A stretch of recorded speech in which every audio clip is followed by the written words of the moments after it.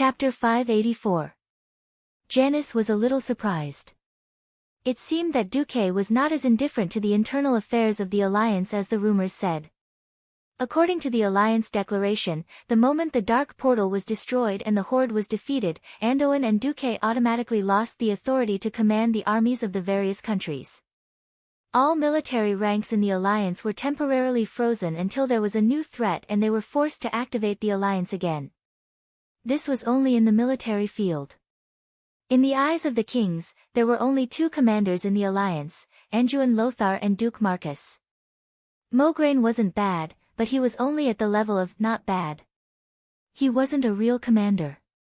As for Duque, after leading the army to save so many kingdoms, almost all of the 11 countries in the Alliance had to respect Duque. This was the main reason why the Berev family was so eager to get Duque on board the ship of Alterac. After the food purchase incident, Janice did not pay special attention to Duque. It felt like in just a moment, the seemingly immature kid that King Lang randomly conferred as a duke had grown into a giant that the Berev family and even Alterac had to look up to. Now that Duque directly mentioned the name that the Berev family and even the remaining forces of the Alterac kingdom were afraid of, Janice understood that Duque was not really content to be the Storm Duke. Janice's feelings were a little complicated. Duque's foresight, which had been proven time and time again, also made the Berev family's heart palpitate. Even her husband, Alex, had said that even if they succeeded in making Duque the son-in-law of the Berev family, he would not know if it was a blessing or a curse. Unfortunately, the threat from Rotterdam was the most real. Seeing how Duque had disregarded the past and saved Kuel Salis, she could only bet on the fact that Duque was a person with high sentiments. Janice sighed. Since you already know, I hope that you can tell me personally as Alucia's mother. What should we do with Alterac? The Lord of Presto had perfect identification documents. Unless there was a civil war, Alterac could only watch a person of unknown origin become the king of Alterac with the support of Rotterdam and betray the interests of Alterac. Alterac will become one of Lordaeron's provinces in 10 or 20 years' time. Duque gently tapped the armrest of the sofa with his right index finger. This Lady Janice was more intelligent than he had expected. If Janice had asked him in the name of the Berev family, he would have used his identity as the Duke of Stormwind to fool her. The problem was that she had to play the emotional card of Alucia the moment she opened her mouth. Of course, this made Duke a little unhappy. But seeing that Alucia had been with him for so long, and that she was the daughter of a high noble, helping him to work, accompanying him to war, acting as an emissary, and working hard without complaint, Duke really could not ignore it. Duque sighed and asked, "Before I answer your question, let me ask you in the capacity of a half-teacher and half-friend of Alucia. What kind of king do you think Terina's Menethil II is?" Janice was stunned for a moment before replying, "A third-rate military strategist and first-rate politician. As long as he doesn't interfere with the interests of Rotterdam, he is a merciful elder." Janice's answer was very skillful. She revealed her own opinion without slandering the king of a large country. Duque leaned back on the sofa and propped his chin with his left hand. "Since we all think he is a first-rate politician, do you think Terina's would let the person he supported waste a lot of time fighting against the Berev family? You know, the nobles of Alterac have almost all been wiped out. Only the Berev family is left. So what? Whether it's General Haas or the Berev family, we have used our actions to wash away the shame of King Eden's betrayal," Janice argued. Duque was silent. Left with no choice, Janice threw out what she thought was her biggest trump card. "For the sake of the Berev family's all-out effort to save you and the Stormwind Kingdom, and for the sake of Alucia, can't you help Alterac? If we work well, we can make Alucia the queen, and you the king of Alterac." His calm gaze, as if he could see through all the secrets in the world, made Janice's heart palpitate. Janice suddenly realized that Duque was the kind of person who wouldn't be moved by mere benefits from Alterac. Duque flipped his right hand lightly, and a map of the entire southern continent appeared in front of him. The next moment, East Elven, East Twilight, Reedridge Mountain, Upwind Trail, and other areas on the map were all marked with his storm flag. The Swamp of Sorrows and the Cursed Lands were marked in light blue. He threw out a sentence that almost shocked Lady Janice out of her wits. If I'm willing, Rin and Lothar will support me in establishing a nation with these areas as my territory. Ah! Janice cried out in shock. She couldn't help but be shocked. This land was shockingly vast, at least twice the size of Alterac. King Lang actually approved of Duque to this extent. Duque waved his hand, and the map disappeared. He crossed his fingers and rested the back of his fingers on his chin, staring at Janice with a determined gaze. But I never had that intention from the beginning to the end, because the Third War against the Dark Portal was inevitable. Establishing a country was just a superficial idea. You don't understand what the world of Azeroth is facing. If you could see what I saw, you would know that Lordairan's greed for Alterac is just a small matter. Duque wasn't trying to scare Janice. In this world, even the Bronze Dragon King Nozdormu couldn't compare to Duque. Duque was familiar with the history of Azeroth's development, and Nozdormu had to pay a price for peeking into the future. Janice bit her lip, seemingly unwilling to give up. Duque, are you really not willing to help the Berev family? Duque was silent for a long time. Only the crackling of the firewood could be heard in the living room. After some time, Duque finally said, I promise, I will help the Berev family at the very end. Janice's expression changed. She didn't know what the very end meant, but at the very least, it would save her, her husband, and Alucia's lives. But would the Berev family still be the same Berev family after losing the Fertile Hills, Brad Hills, Cair Darrow, and Dalen Mill? Janice stood up suddenly. Since Lord Marcus is not sincere, please forgive me for taking my leave. Chapter 585. Lady Janice had gone, very secretly. Whether she came or left, she did not alert the Windrunner sisters. Duque, on the other hand, continued to play with Aurelia and Sasha as if nothing had happened. That was until mid-December, when Duque found a hot spring by the Windwalker Lake and saw Aurelia and Sasha wrapped in a bath towel. He couldn't hold it in and was caught by Sylvanas. After Duque used the Tree of Life to divert the three sisters' attention, the topic naturally turned to Lord Davar Presto. Wait, why would a human lord make Alexstrasza owe you a favor? The atmosphere had been good, but Sylvanas suddenly changed the topic. Yes, even the uncles in the tavern were bragging that Lord Davar Presto might inherit the throne of Alterac and marry Alucia. Duque, are you really going to let Alucia marry the next king of Alterac who popped out of nowhere? Hearing this, Aurelia immediately pulled a long face, and the demonic aura descended again. She didn't say anything, and just walked over and sat in front of Duque. She crossed her arms and tucked her palms under her armpits, as if saying, I'm waiting for you to explain. If I'm not satisfied with your explanation, don't blame me for flipping out. Duque still held his chin and smiled. I suddenly realized that Aurelia is quite cute when you're angry. Don't interrupt. Do you know what I want to ask? Aurelia was fuming. At this time, Sasha came in as well.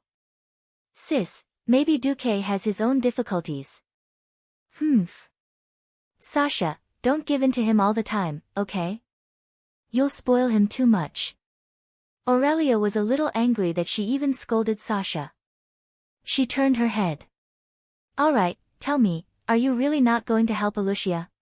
Duque spread his hands. Speaking of which, wasn't the original focus of the topic the Tree of Life? How did we end up on top of Alucia? Aurelia rage +1. Duque gave up on acting. Alright, in fact, Alucia's mother, Janice, came to me once a while ago.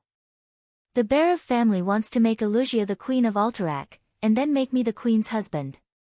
They want to use my influence as the Alliance's vice-commander to fight Tyreena's. This. Aurelia was a little stunned. Alucia, whose marriage was used as a political tool, was pitiful, but the nobles of Alterac were not kind either. What's more, he wanted Duque to marry Alucia. What about the positions of us sisters? Aurelia was immediately unhappy with the Berev family. On the other hand, she knew that Alucia had helped Duque a lot, so Aurelia was very conflicted at this time. Duque, are you really going to marry Miss Alicia? Sasha felt like she would immediately cry if Duque gave her a definite answer. How could I abandon you and Aurelia for a mere king? With that, Duque pulled Sasha over and kissed her. For the first time, Cervantes did not feel that Duque being intimate with his sister in front of him was an eyesore. A mere king.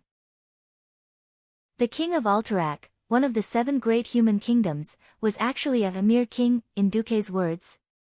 If it were any other man who said this, it would only be taken as a lie. Duque was different. He really had the right to be a king. However, he rejected it. He rejected it lightly. How many men in the world could resist such temptation? How many men could maintain their rationality in the face of great benefits and fame? Duque's tone was relaxed and cozy, but the 3 Windrunner sisters felt a heroic aura coming from him, making their bodies tremble with excitement.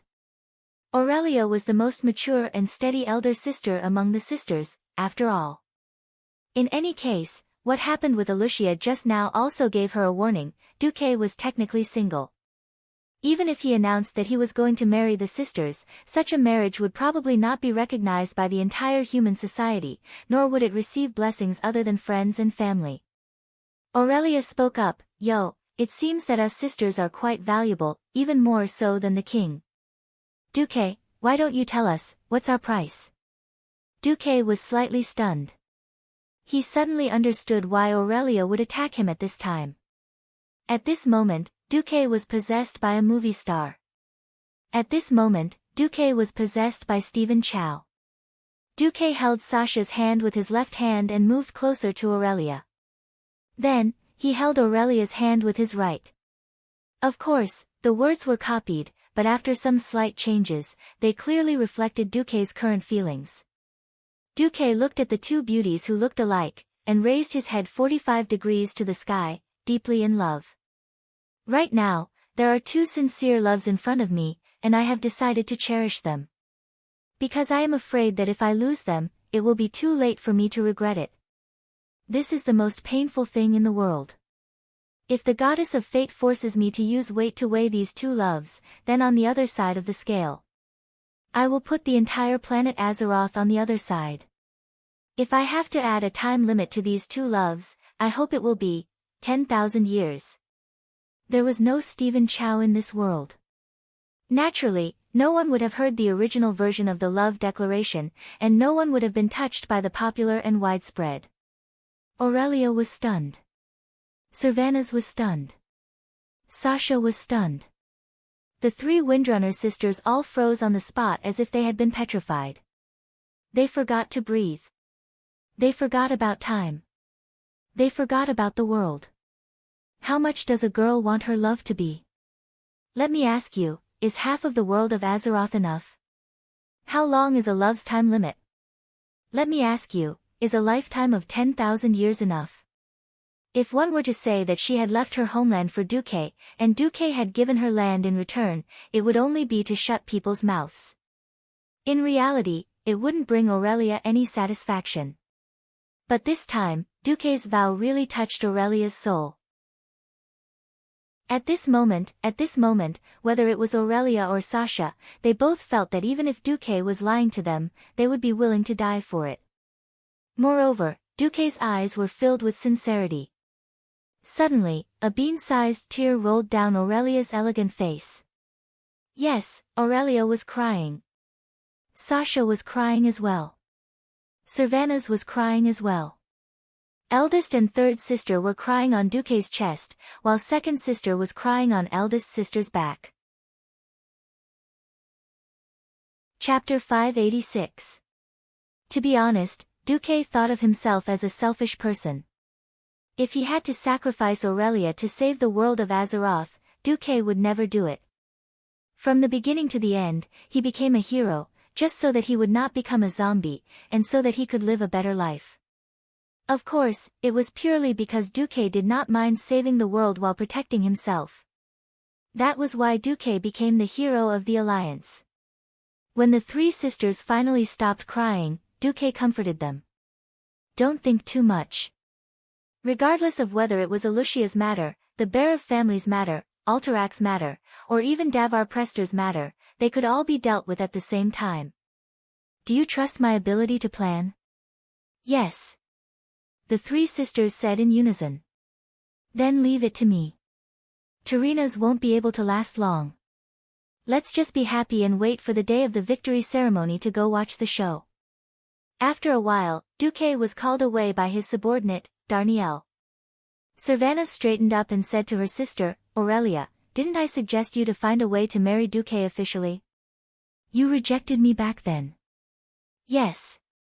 Servanas looked in the direction where Duque left and said thoughtfully, I didn't understand then. Now I do. Aurelia gently held her sister's hand. What do you understand? My good sister. The kingdom's marriage laws can only protect wealth and power, but not love. For the high elves who live for tens of thousands of years, 100 years is like a blink of an eye for them. Live these 100 years to the fullest, and don't leave any regrets. There's no need to care about anything else. Aurelia's face bloomed like a flower when she heard this. Sister, it's good that you understand. Servanas smiled. I didn't really look forward to love, but now that I see you guys like this, I'm a little moved. Unfortunately, after seeing you and Duque, I suddenly realized that there really aren't any men in this world that can catch my eye. Second sister, actually, I don't mind. Before Sasha could finish, her lips were sealed by Servanas's index finger. Even if you and big sis don't mind, I do. A person only has two hands, there is no more space beside him. With that said, Servanas tidied up his clothes, wiped away his tears, and left in a carefree manner. At this moment, his eldest sister's voice suddenly came from behind. My good sister, I don't care which hero you're with, but you have to control yourself. It's almost time for Lothar to join the ranks of old men. Servanas almost fell to the ground, unable to get up. Time passed until December 22nd. The 25th, 3 days later, was a very special day for both Duque, the transmigrator, and the people of Azeroth in this world. This was because in the capital of the Rotterdam Alliance, Rotterdam City, there was going to be a grand victory ceremony to celebrate the Alliance's victory over the Horde. In the territories of the Alliance, because the news of the victory had long spread, many people traveled thousands of miles to Rotterdam City just to see the glory of the victorious soldiers, as well as to watch the ceremony that was about to be held. It was because of the joy of victory, but also out of hatred for the Horde. After all, this was a full-scale war that engulfed the entire continent. The destruction and loss of lives caused by the war affected every city and every village in the territories of the humans, dwarves, and high elves. As the victory ceremony had been set at the end of November, the citizens of Rotterdam had been discussing it since early in the morning. Have you guys heard? There will be more than 200,000 soldiers from various countries participating in this victory ceremony. I heard that there are 30,000 orc captives alone. Will we be able to see orcs then? I've only seen lords raising taxes and conscription in the countryside. I've never seen what orcs look like. Ha! I heard from the nobles that as long as you dare and can afford it, you can buy an orc slave to chop trees for you. We also heard that there seems to be an election for the king of Alterac this time. The former king, Eden, was killed after betraying the alliance. That human traitor Pyranod. He deserved to die. All kinds of thoughts were intertwined. A storm hidden under the victory began to gather. On the 22nd, in front of the storm fortress in Stormwind City, Anduin Lothar waited for Duque and his party. After seeing Duque get down from the carriage, Anduin welcomed him warmly and gave Duque a big bear hug. Ah, Duque. Although your territory is also very important, you have to take care of me and Lang. There's so much to do here. Ahem. How many times have I said, don't be so forceful? The marshal forced Anduin to reveal a charming smile. This is my way of paying you back for being lazy. In the next moment, he saw Duque stretch out his hand into the carriage and help the Windrunner sisters down one by one. Even Anduin, the uncle, could not help but smile. Of course, he knew that it was etiquette for a man to let a woman help him down the carriage. He also knew that if it weren't for the many politicians in Stormwind watching, the Windrunner sisters would have jumped down the carriage themselves. But he was still a little envious. The noble and elegant Aurelia. The wild and untamed Sylvanas. Gentle as water, Sasha. The three Windrunner sisters, who were dressed to the nines, were first-class beauties even in the entire human world. Only the eldest and third sisters were confirmed to be in a relationship. There were rumors that Duque had all three sisters, leaving only the expressionless fourth sister. Welcome, ladies of the Windrunner family. The three sisters bowed together.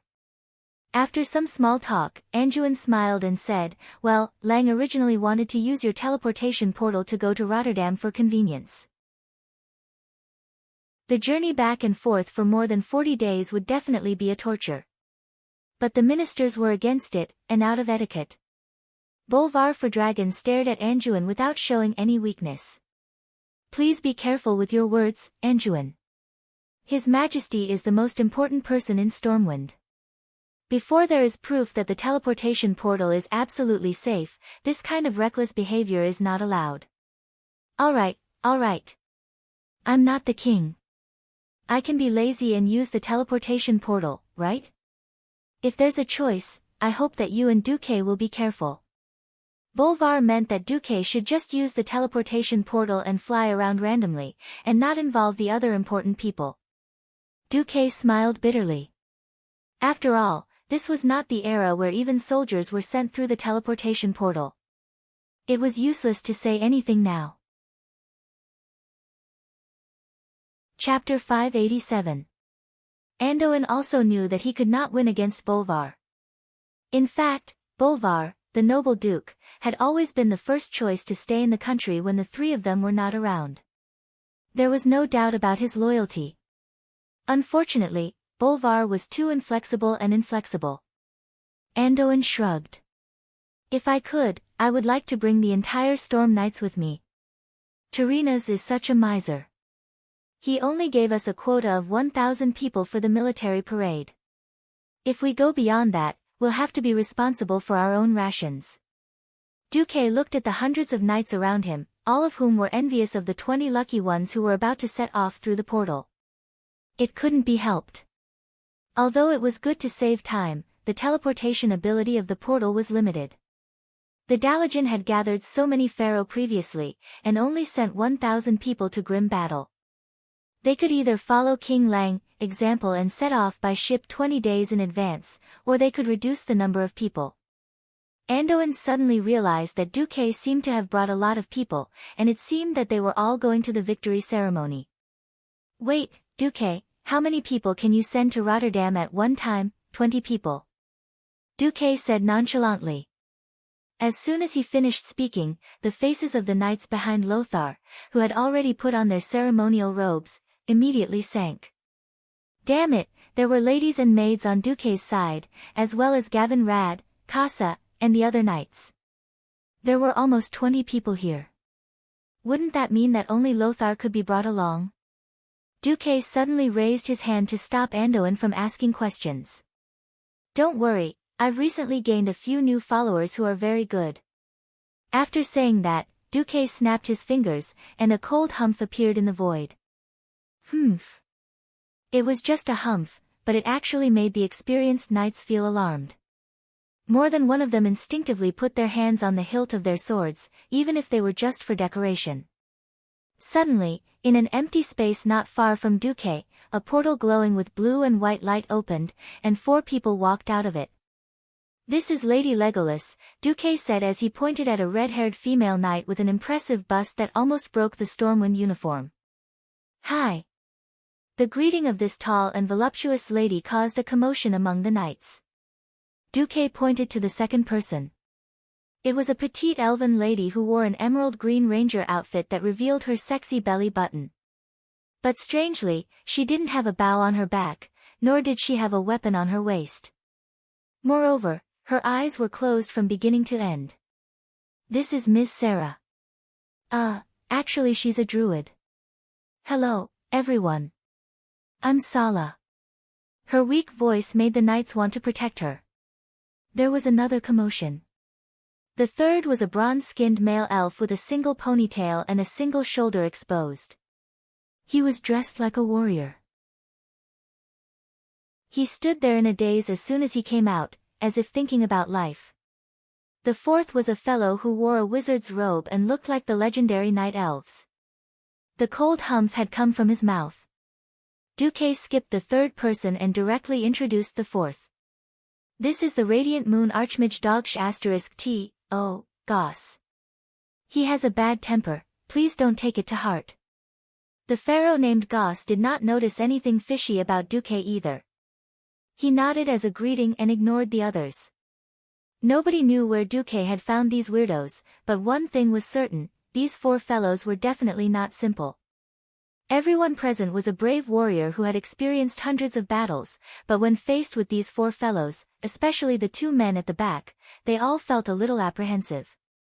Lothar dared to swear that he had never felt this way before, even when facing the tribe's monsters called Gollins that were taller and scarier than the ogres. Be it the passionate Legolas, the gentle and pleasant Sala, or the two fierce-looking male elves, they all gave Lothar a sense of extreme danger. Duque, wait. Let's talk in private. Anduin pulled Duque aside and was about to speak. Anduin, I know what you want to ask, but I can't answer you now. However, I can swear on my life and honor that they will never harm Stormwind or the Alliance.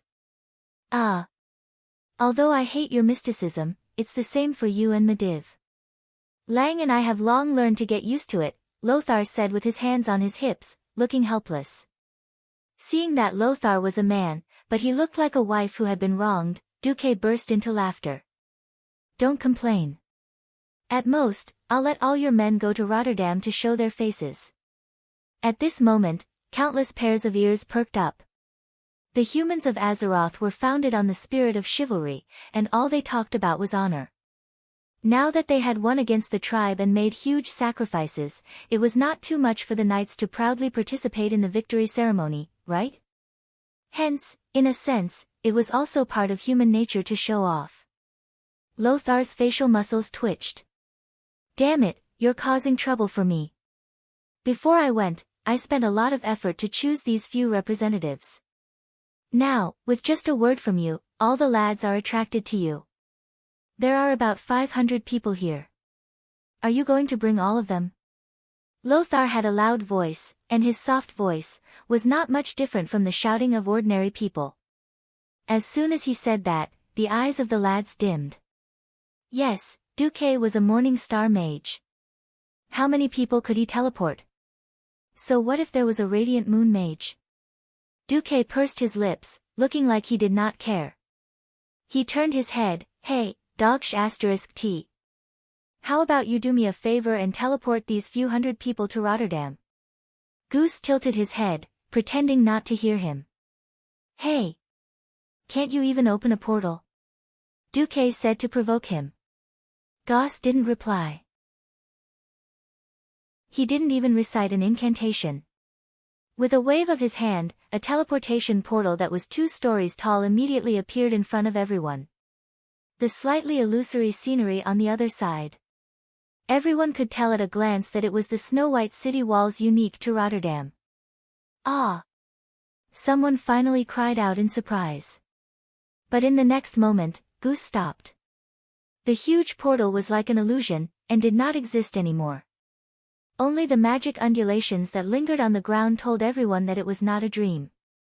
Goose stood with his hands behind his back, as if everyone owed him money, and did not look anyone in the eye. At this moment, the woman called Legolas seemed to be a little angry.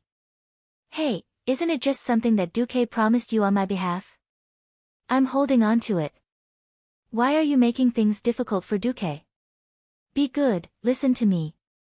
Show some sincerity later, and I'll give you one. This time, Goose immediately admitted defeat. Duque turned and smiled at Lothar and his knights. Gentlemen, go and get ready. We'll gather back in half an hour. Chapter 588. Located on the northern shore of Lordaeron Lake, the giant white city of Lordaeron was undoubtedly a very beautiful city. It was still a distance away from the Alterac Mountains. Looking from the west to the east, Rotterdam looked like a typical city with mountains on one side and water on the other. In the distance was a snow-capped mountain, on the right was a clear lake that would not freeze in winter, and on the left was a vast grassland. The atmosphere of the triumphant ceremony had already spread throughout the entire city. Since it hadn't truly been invaded, the few destroyed buildings had long since been perfectly repaired. There were colorful flags and beautiful ornaments that the Rotterdam Kingdom had collected from all over the place. Not a single beggar could be seen on the street. These days, even when they were shopping, people were dressed in festive costumes. The people of Lorderen regarded it as a disgrace to wear the same outfit for 2 days in a row. Due to the arrival of the dignitaries from various countries, as well as the gathering of a large number of high-ranking officers, the lingua franca with different accents could be heard everywhere in Rotterdam City. At the teleportation portal in the north of the city, the mages of the Rotterdam Kingdom who were in charge of the teleportation portal were a little bored. I heard that we'll only be busiest on the day of the victory ceremony. Why? The Dalian academic mages are not willing to waste a few days dealing with the nobles. They think it will reduce their time for experiments. Where's Master Antonidas? He and a few Kirin Tor counselors have already arrived. Where are the elves with their noses in the sky? We're here too. Then there shouldn't be any big shots, right? No, I heard that Sir Duke Marcus and Sir Lothar haven't arrived yet.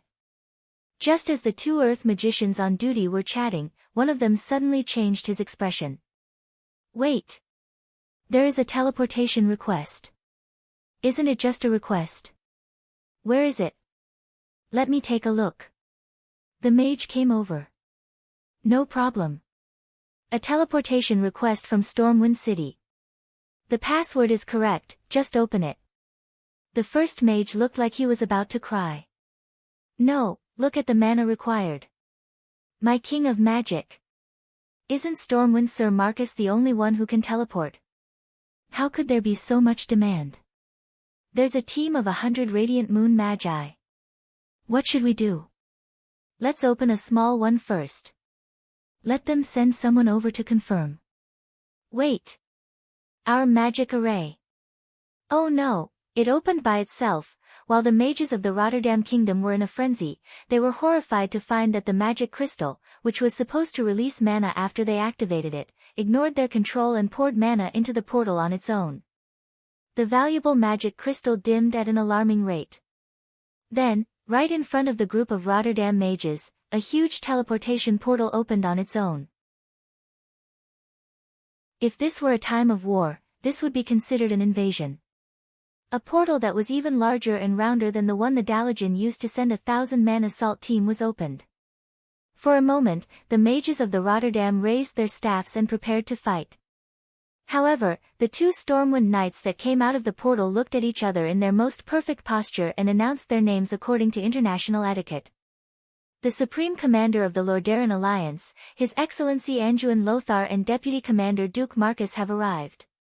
Impeccable etiquette officer, impeccable military posture.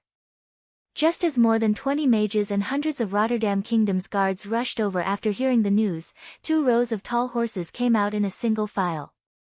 The Stormwind Royal Knights in formal attire spread out to the left and right as soon as they came out.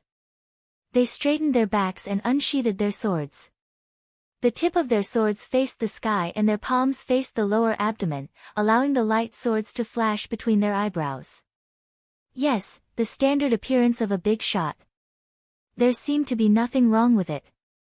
However, every mage of the Rotterdam Kingdom felt as if they were going to spit blood on the wall. F***CK. Which bastard is so extravagant to teleport horses here?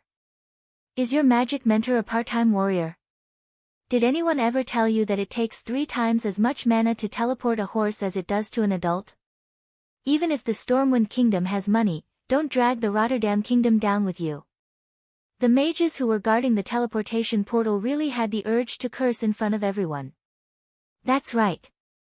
According to the teleportation agreement, the mana required to open the teleportation portal was split equally between the 2 sides. This was to increase the stability of the teleportation portal and make it fairer. However, The amount of magical crystals consumed just now was equivalent to a year's worth of Rotterdam Kingdom's North Array. If it weren't for Lothar and Marcus, who had a terrifying background, the captain of the mages would probably have run up and scolded him. Lothar, who was riding a horse, appeared. While letting the horse move forward slowly, Lothar said to Duque, "Your follower is really impressive. He can teleport so accurately from such a long distance, and it doesn't feel shaky at all. I still remember the first time Medivh played with teleportation. I vomited yesterday's dinner when he asked me to try it." Due to the fact that it was Storm who opened the teleportation portal on their own, the etiquette officer of the Rotterdam Kingdom ran over in a panic and said a bunch of welcoming words. However, Lothar noticed that the mages of the Rotterdam Kingdom looked as if their parents had died. "What's wrong with them?" Lothar asked Duque softly. "No, I guess they're heartbroken because the teleportation portal cost them too many magical crystals." Duque pursed his lips, and then opened his palm. As if dismissing a beggar, he threw out a large pile of magical crystals from his storage bag. "I've just used up the magic crystals of the Rotterdam Kingdom. I'm sorry, these are for you.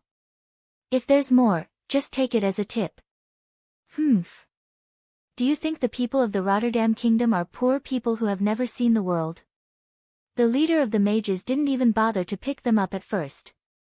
In the next second, he suddenly gasped and stared at the magical crystals that Duque had thrown on the ground, unable to move his eyes away.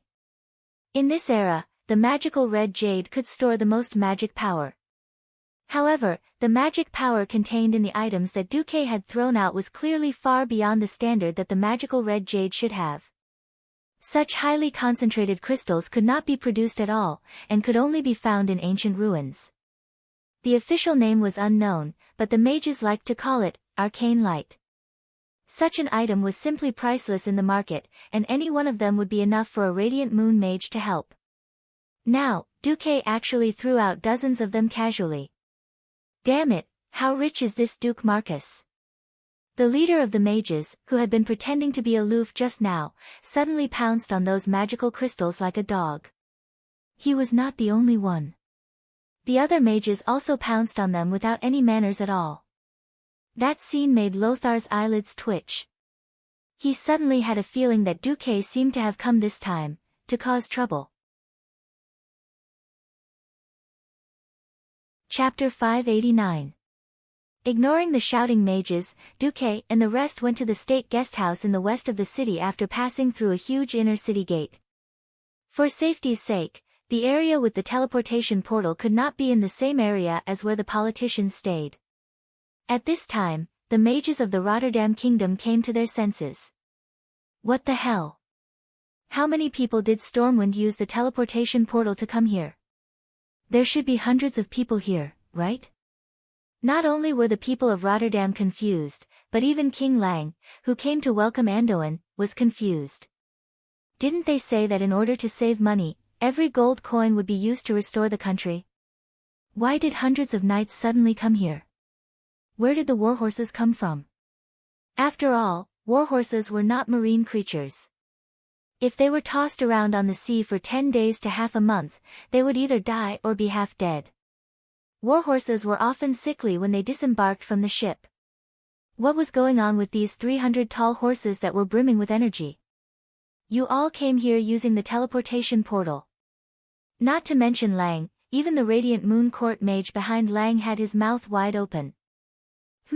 He could clearly see that there were two black decayed teeth.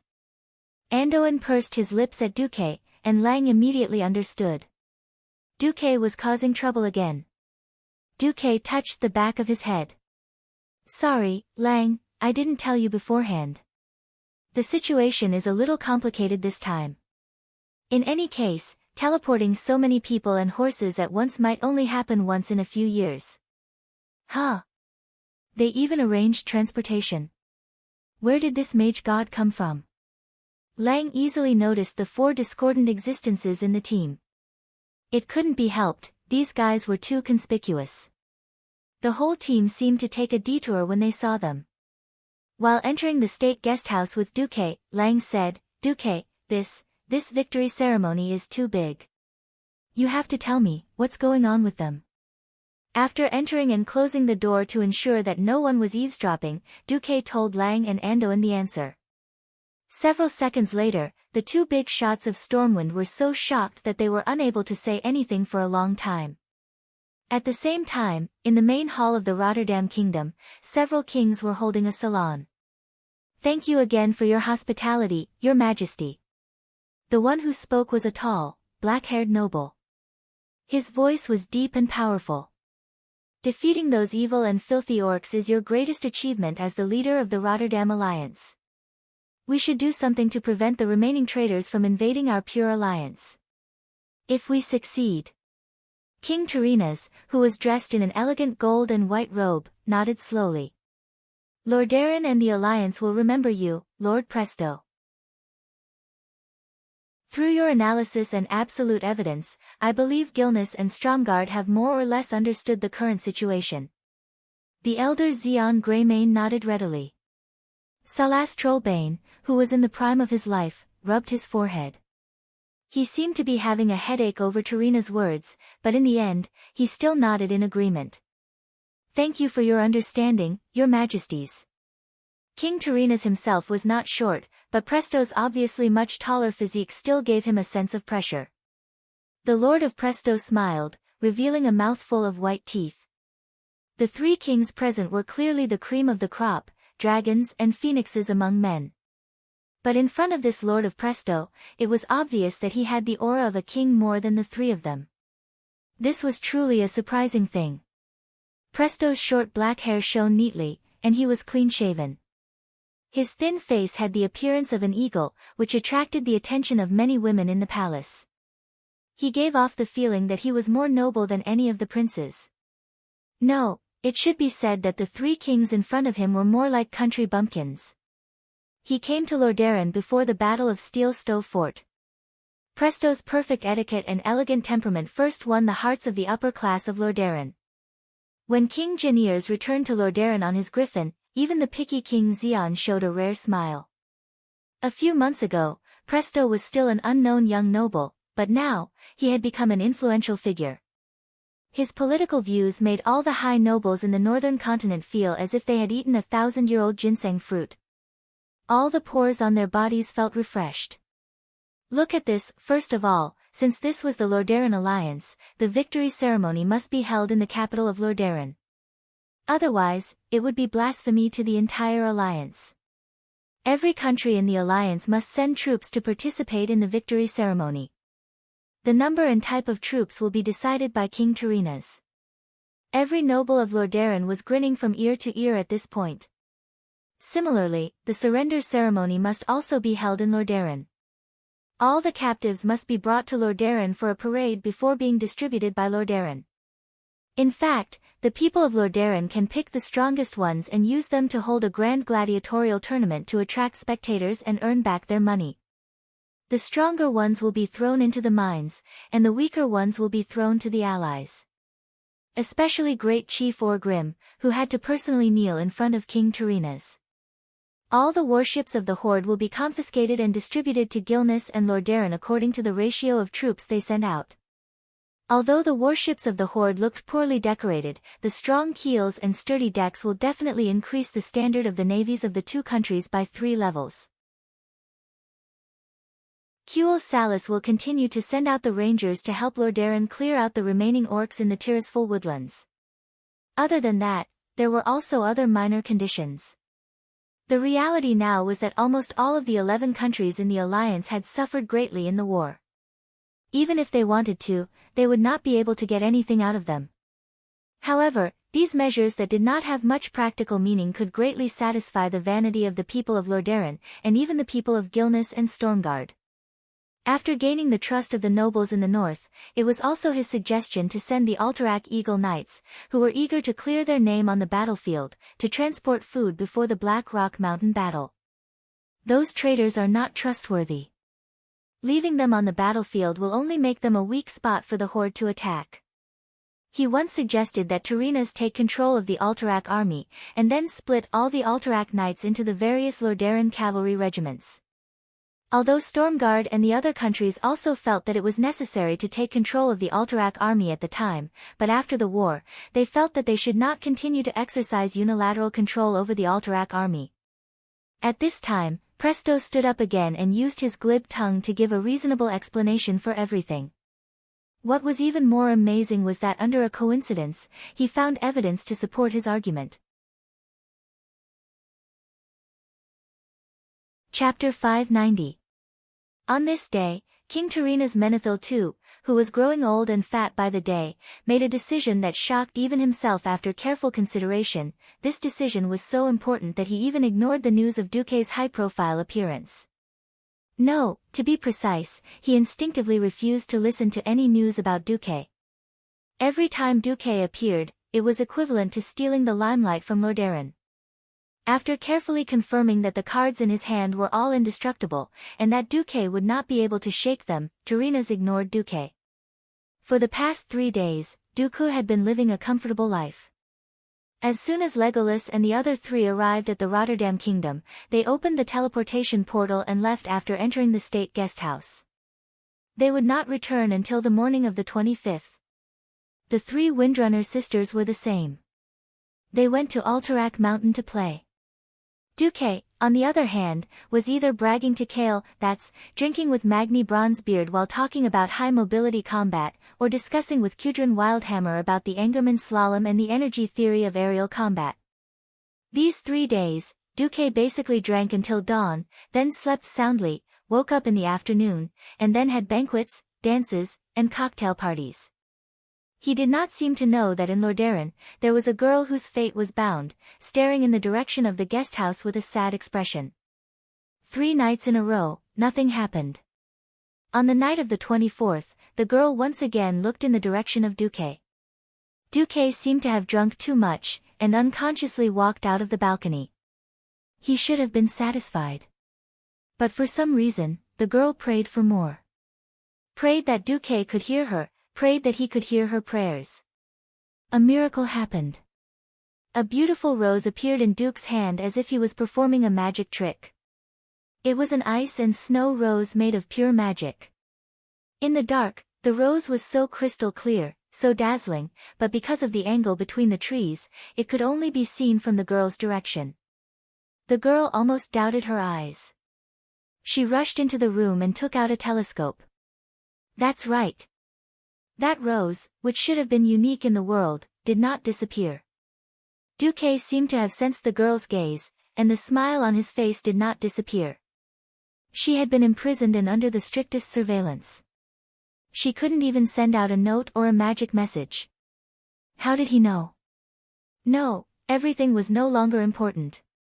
Through the binoculars, she read Duque's lips. Duque only said 2 words. At this moment, tears suddenly flowed down her beautiful face like a dam that had collapsed, and they flowed down her beautiful face. He remembers. He still remembers.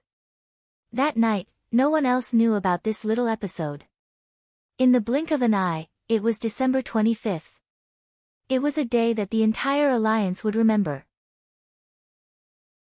Unfortunately, the grander the day, the more problems there were. Why did you cancel our victorious return formation? We can accept to appear in any position, but what right do you have to revoke our right to participate in the victory ceremony?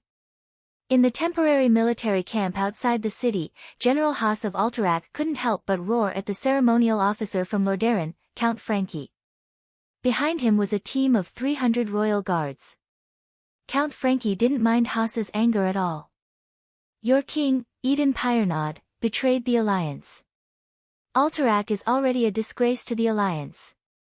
We allowed you to participate in the war just to let you atone for your crimes and wash away your shame. Now we're holding a victory ceremony to welcome the heroes of the alliance. You sinners have the nerve to stand side by side with the heroes? King Pyrenod is a traitor. We admit it too.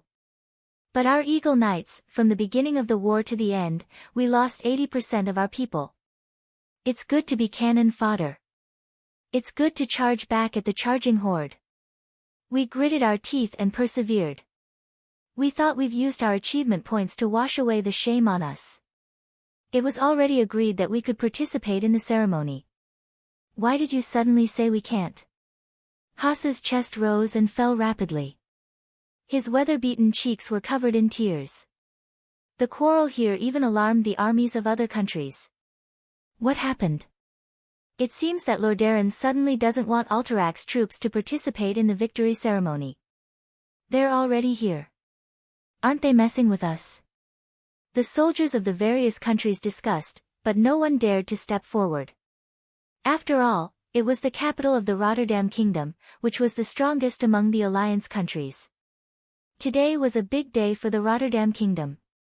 How could they not give the alliance some face in the territory of the alliance? No one knew why the Rotterdam suddenly wanted to target Alterac. Even though everyone sympathized with the troops that had been fighting on the front lines of the alliance, no one dared to stand up for them before they could figure out the situation. At this time, two unexpected big shots appeared. The alliance commander Anduin Lothar. The alliance deputy commander Duke Marcus. The two actually came together. What happened? Lothar's trademark loud voice was very suitable for calming the situation. General Haas's first reaction was joy, but in the next moment, his expression darkened again. The alliance army had been disbanded, and the armies now belonged to each country. They were just formally under the banner of the alliance. Were Lothar's words still useful? To be honest, after hearing Count Frankie's words, Lothar frowned deeply. This matter was not easy to handle. They were allies, after all. To be honest, everyone had contributed to the fight against the orcs and shed blood. Why make things difficult for Alterac at this time? No matter how slow Lothar was, he instinctively smelled the smell of a political conspiracy. General Haas. Duque suddenly said, "Did you bring the armor you used before? I'm not talking about those things that are just for show." Haas quivered. He suddenly realized what Duke wanted to do. His voice trembled as he said, "Yes. Yes. Of course. Those are our real merits. Yes. Scars were the merits of a man." Duque said in a deep voice, "Put them on. We, the Knights of Stormwind, will wear them too." Haas couldn't believe his ears. He couldn't help but subconsciously look at Count Frankie of Rotterdam. Count Frankie screamed on the spot, and raised an extremely exquisite scroll in his hand. "Duke Marcus. What do you want?" This was a direct order from His Majesty Terina's Menethil II, and the order was here. It's not only an order from the King of Rotterdam, but also the leader of the Rotterdam Alliance. Chapter 591. Hiss, as the sound faded, the surroundings became deathly silent. Terina's was trying to force the Alterac people into a dead end. Wasn't it just because Alterac made a mistake and let the horde in? Lordaeron did not fall in the end. Was there a need to hold such a grudge? To be honest, everyone felt that King Prianod's betrayal was very shameful. In the beginning, everyone also felt that the Alterac Eagle Knights were shameless. But how did they do it? Withstanding the endless humiliation from the Alliance, they charged at the front and retreated at the back. Many times, they were completely crippled. But what happened? How many times did the 1,000 knights fight, and half of them died? When the knights died, the knight candidates took over. When the candidates died, the apprentices took over. Using the weapons left by their predecessors, they hammered the curved armor piece by piece before using it again. They had already washed away the humiliation with blood and bravery. Anyone who had a little understanding of the Eagle Knights would not look down on this iron-blooded army. Now, with a single order from Terina's, they had been eliminated. How could they accept this? Duque had made a name for himself. But now that the Alliance army had been disbanded, Duque was just a Grand Duke. As a lord of the southern continent, did he have to offend the strongest king in the northern continent? Daneth Trollbane peeked at Duque's ridiculously young face. He should not have had any hope, but he was still a little expectant. Muradin Bronzebeard and Cudrin Wildhammer took a step forward, but were pulled back by Magni Bronzebeard, one in each hand. He is Duque. It was very simple, he was Duque. That magical Duque. Since the alliance was formed, he had created countless miracles, and had been coordinating with almost every deputy commander of the alliance. If Duque really did not do anything, then his title of miracles would cry. That was what everyone thought, and that was what they all hoped for. At this time, Duque smiled. His voice suddenly became loud and clear. Today is the Alliance's victory celebration. Today was not Lord Darren's victory celebration. You're just a dog that has never been on a battlefield and barks without the leash Tarinas gave you. If you can understand human language, then get lost, or I'll make you get lost. As his words fell, the entire world was shocked. How dare Duque? Duque really dared to do that. Almost every Alliance warrior who witnessed this scene stared at Duque with bulging eyes. The blood in his chest suddenly surged to the extreme. They didn't even dare to breathe, afraid that they would miss this historic moment. Duke Frankie was like a dog whose tail had been stepped on. He almost jumped up. Duke Marcus. You're just a duke. How dare you disobey His Majesty Tarina's Menethil II's order? Are you done? Duque smiled and gestured to Lothar not to stop him. Lothar lowered his head and held his forehead. All right, I hope you really know what you're doing. The next moment, there was a loud slap. A hard slap landed on Count Frankie's oily face. It was called lightning, but that was only relatively speaking. Duque's attack was in slow motion to the warriors present. Duque was slow, but Frankie was even worse. It was like a snail being robbed by a tortoise and then reporting, everything happened in the blink of an eye. He was too fast. Alright, that was just a lame joke. What everyone was more concerned about was that Duque hit him. Duque actually slapped Frankie while he was holding Tarina's order. The slap made the oily guy's mouth crooked. You dare hit me. Count Frankie covered his face like a little wife who had just been bullied. His eyes widened in disbelief, and for the first time, there was an emotion called fear on his arrogant face. Without giving him time to react, he slapped him again with the back of his hand. Slap. This slap was even heavier, causing him to see stars. He actually spun around and fell on his butt on the snow-covered ground. His luxurious purple pants looked like they were stained with a pile of *T. What are you doing? Only then did the captain of the Imperial Guards behind Count Frankie react, and he suddenly pulled out his sword from his waist. After all, he was originally sent here by Tarinas to hold down the fort. To suppress the disobedience of the other countries. Now, right in front of him, his messenger was slapped, and he was slapped twice when he showed the king's order. How could Rotterdam hide its face? Get lost! Duque shouted. With the help of magic amplification, a loud voice exploded in the joint army camp like thunder. Along with this roar, hundreds of hands of magic suddenly appeared out of thin air. After just a second and a half of casting, the same number of arcane shock, as the hands of magic suddenly blasted on the chest of the soldiers of the Rotterdam Royal Guards. 300 people were sent flying at the same time. It was a spectacular scene. Donna's Trollbane opened his mouth wide in astonishment. The Bronzebeard brothers and Kudrin raised their war hammers high. The Knights of Stormwind and Alterac hit the shields with their swords. The dwarves hit the shields with their war hammers and cheered loudly. The elves whistled at the rangers. Under the gaze of tens of thousands of Alliance soldiers, the 300 people were all sent flying for a few meters, and they fell on their butts. All of them were dizzy from the fall. Before they could get up, Duque's next attack arrived. Slap! Slap!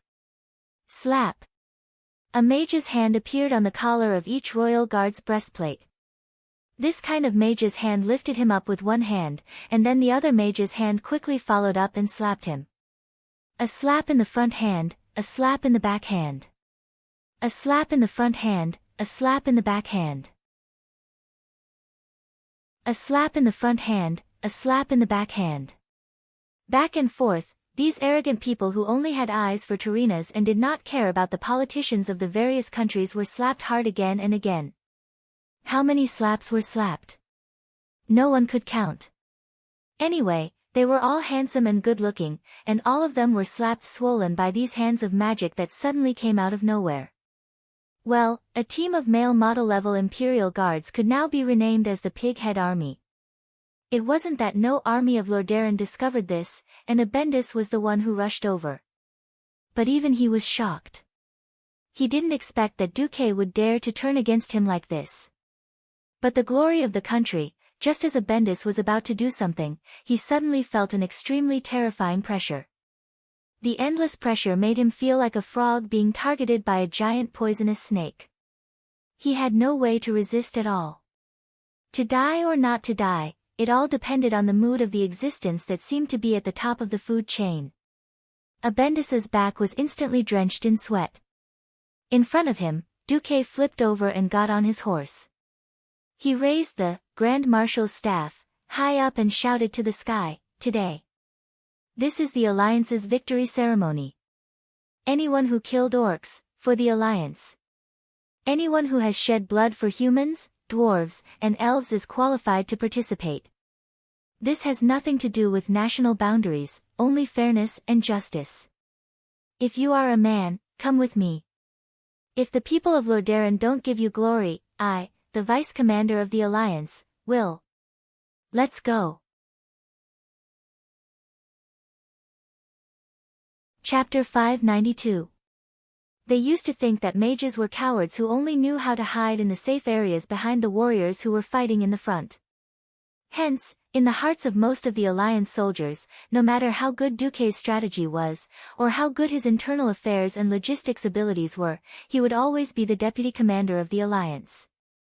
The real commander was still Anduin Lothar, who dared to charge to the front line and fight the orcs. No one felt that there was anything wrong with that impression of Duque. Today, Duque used his actions to subvert that impression. It was not right to say that it was subverting. It should be a more exaggerated sublimation. Seeing this scene, every soldier suddenly felt a fire burning in their hearts. Without comparison, there would be no contrast. They were all killing enemies for the Alliance. Who didn't want to return home in glory and enjoy the cheers and praises of the people after the war? For the soldiers of other countries, returning triumphantly in Rotterdam City was completely different from returning triumphantly in their own capital. Alright, Rotterdam was the leader of the Alliance. They had just finished the final battle at the Dark Portal, and they had crossed the entire Eastern Kingdom from the southernmost tip to the northernmost tip. They were rushing with all their might, and they were marching almost every day. Well, when they finally arrived, they found that everything was a waste, be it supplies or camp. The Allies ate black bread made from moldy millet. It was thick and hard, and it could be used as a stick to beat people up. Even the auxiliary soldiers of the Rotterdam ate white bread that tasted good. It was freezing cold, and the Allied soldiers who rushed over had no supplies. The Alliance soldiers here had to report several times to get a set of linen clothes. They were shivering from the cold. The people of the Rotterdam could get their own cotton clothes. They were treated differently. The people of the Rotterdam acted like they were the best in the world, and their attitudes were actually just one sentence. Without the support of the Rotterdam, you're all a motley crew. Letting you participate in the victory ceremony is a gift from the Rotterdam. Hurry up and thank us. Which family had not been bullied before? Who would have thought that they would have to be bullied after coming to the Rotterdam? At this moment, Duque's actions were simply satisfying. From the soul to the heart, the intense flames were boiling in every blood vessel and burning in every cell. Follow him. Follow him. Follow Lord Marcus. Yes. We've all bled for the Alliance, we've all given our lives. Why is there a difference in treatment? Countless swords and spears were raised high into the sky.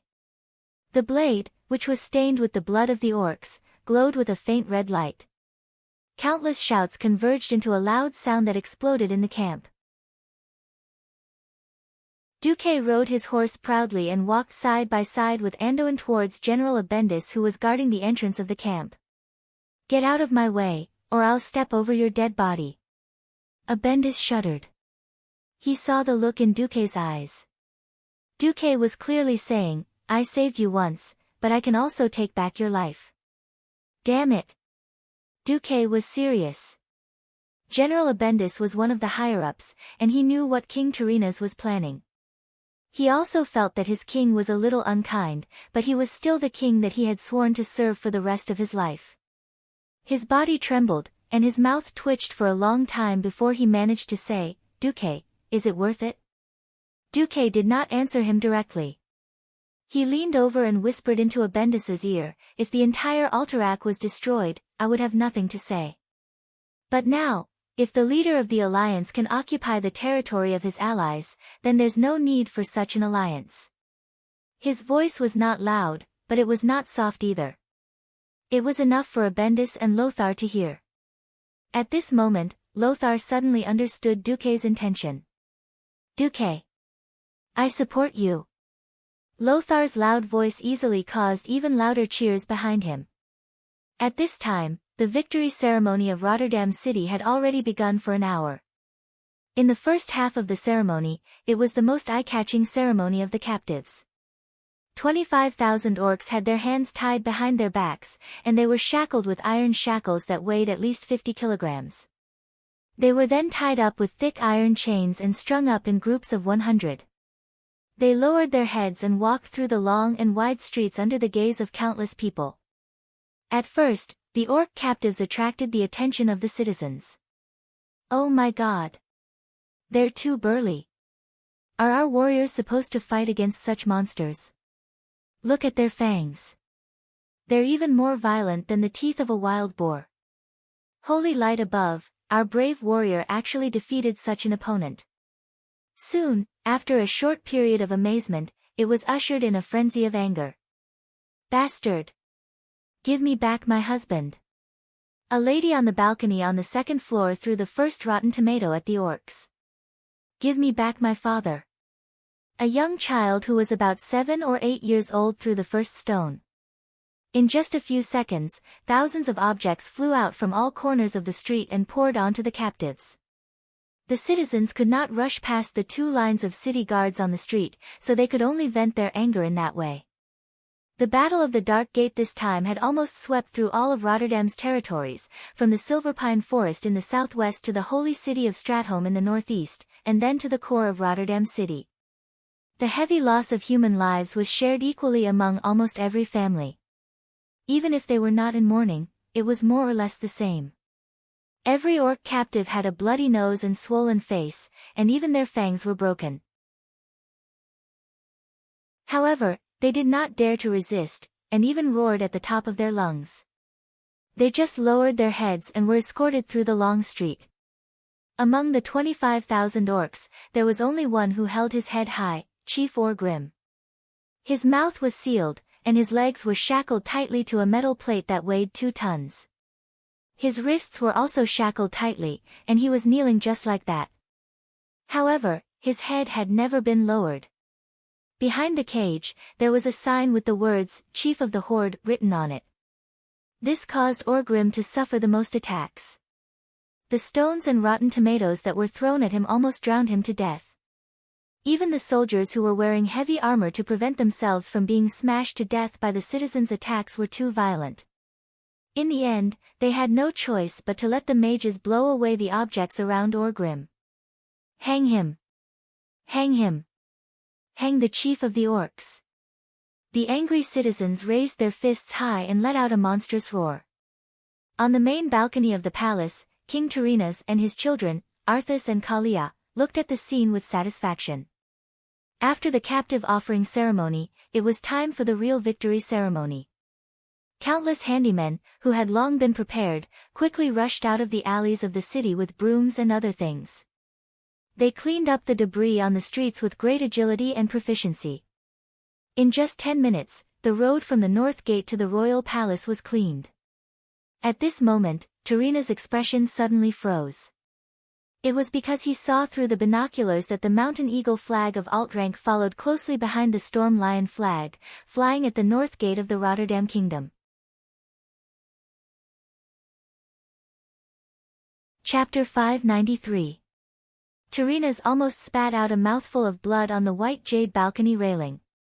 His script was perfect. If he wanted to take over Alterac, he could not make the Alterac people into war heroes. If he let the Eagle Knights attend the ceremony, it would be a hindrance to their next move. That useless Frankie. Didn't I give him the order? Terenas almost wanted to order his men to hang the idiot who did not do his job well. It was too late now. They had already entered the battlefield. Were they supposed to let Mograine chase the Eagle Knights back? But, who let them in? What was a Bendis doing? Wait! Where did the horses in Stormwind come from? Terenas trembled slightly. The Stormwind Knights had arrived. As the first kingdom to fight against the orcs, and also the first kingdom to be destroyed by the brutal horde, the Stormwind Knights were the first victorious team to enter the battlefield, which had a special meaning. This was out of the expectations of the people from Lordaeron and the people from other countries. What they saw was not a knight in shining armor, nor was it a majestic steed with well-groomed hair that was incomparably clean. They saw a large group of warriors who had returned from 100 battles. Even though it had been cleaned, bloodstains could still be seen on the armor. It was full of uneven marks, and there were even cracks caused by heavy weapons. Only a new piece of metal was embedded on it like a patch. Some of the knights' shields had obvious holes. That was the result of the troll throwing their spears. The sword was still sharp when it was pulled out. But upon closer inspection, one could see the unevenness on the blade. Those were the marks of the sword being polished again. The Alterac Eagle Knights were almost the same. What was more special was that many of them carried more than one sword, and many of them were broken. A qualified knight's sword was worth a lot of money. Normal steel swords cost at least 3 digits. So the tradition of knights was that when an older knight thought that an apprentice was qualified enough to be a knight, he would give a knight's sword to the apprentice.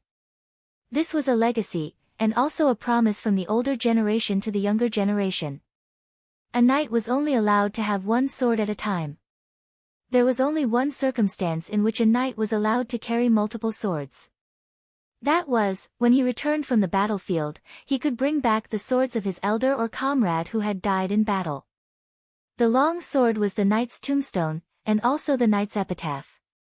The blood-stained swords that were even broken into two completely announced the fate and will of their owners to every audience. Countless people from the Rotterdam kingdom gasped.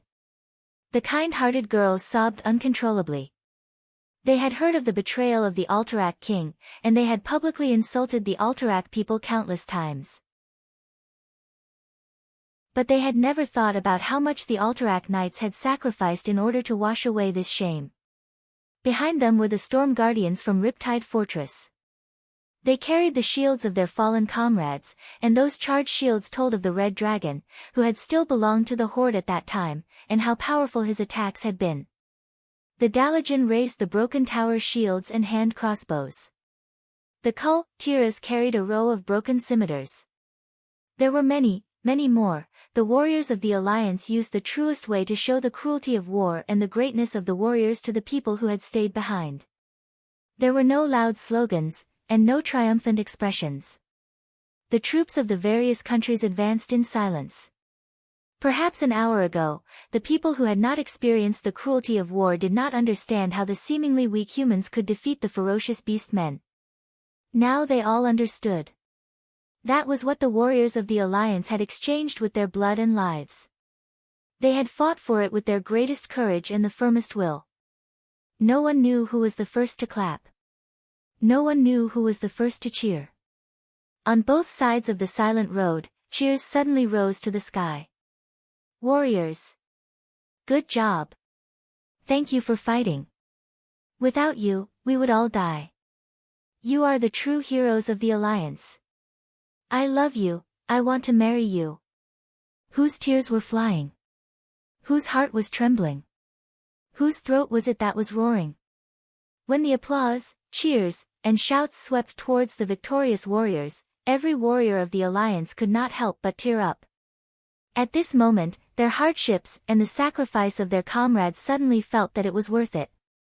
Long live the Alliance! Long live the warriors. The sun shone on the warriors' not-so-bright armor. Each armor seemed to be burning with raging flames. An indescribable brilliance rose from the warriors' bodies. Even the radiance of the sun could not cover such a bright light. It was a radiance that came from the soul. It was a radiance that symbolized courage. So much so that everyone could not bear to look away from these warriors. At this moment, the onlookers also gave the warmest cheers to the dwarves and high elves. Suddenly, the Rotterdam army, which was supposed to be the finale, appeared. Very strangely, countless people stopped what they were doing. There was no applause, no cheers, no rain of petals falling from the sky. Even the people of Rotterdam stared at the army of their country in disbelief. After seeing such a realistic, triumphant team that was so close to the war. The white horses that were so gorgeous that they looked like they were participating in a dressage competition, the pieces of brand new armor that were so shiny that they could be reflected in a mirror, and the light and gorgeous rapiers that were hung on the waists of the knights, almost everything was deeply stimulating people's eyes. In an instant, everyone felt a burning pain coming from their eyes, piercing straight from the depths of their eye sockets to the depths of their hearts. If they did not see the allied army led by Duque and Andoin, perhaps they would applaud these seemingly gorgeous and mighty things, and the girls would scream at the handsome knights. But now, everyone felt that the last appearance of the Rotterdam knights was simply a blasphemy to this tragic and unparalleled war. The people of the Rotterdam kingdom felt that they had been fooled and humiliated, especially when they saw the young nobles who were ignorant and incompetent, and could barely ride their horses, sneaking into the victorious return team. Get out! This is the festival of the warriors. Yes. Get out! The Rotterdam does not need trash like you who pretend to have military merits. Get out! Get out! Get out! Tens of thousands of voices converged together, and soon, everyone consciously adjusted the rhythm of their roars. Get out! Get out! Get out! The roars were like the raging waves of the sea. The curses were earth-shattering. At this moment, Tarina's face lost all color.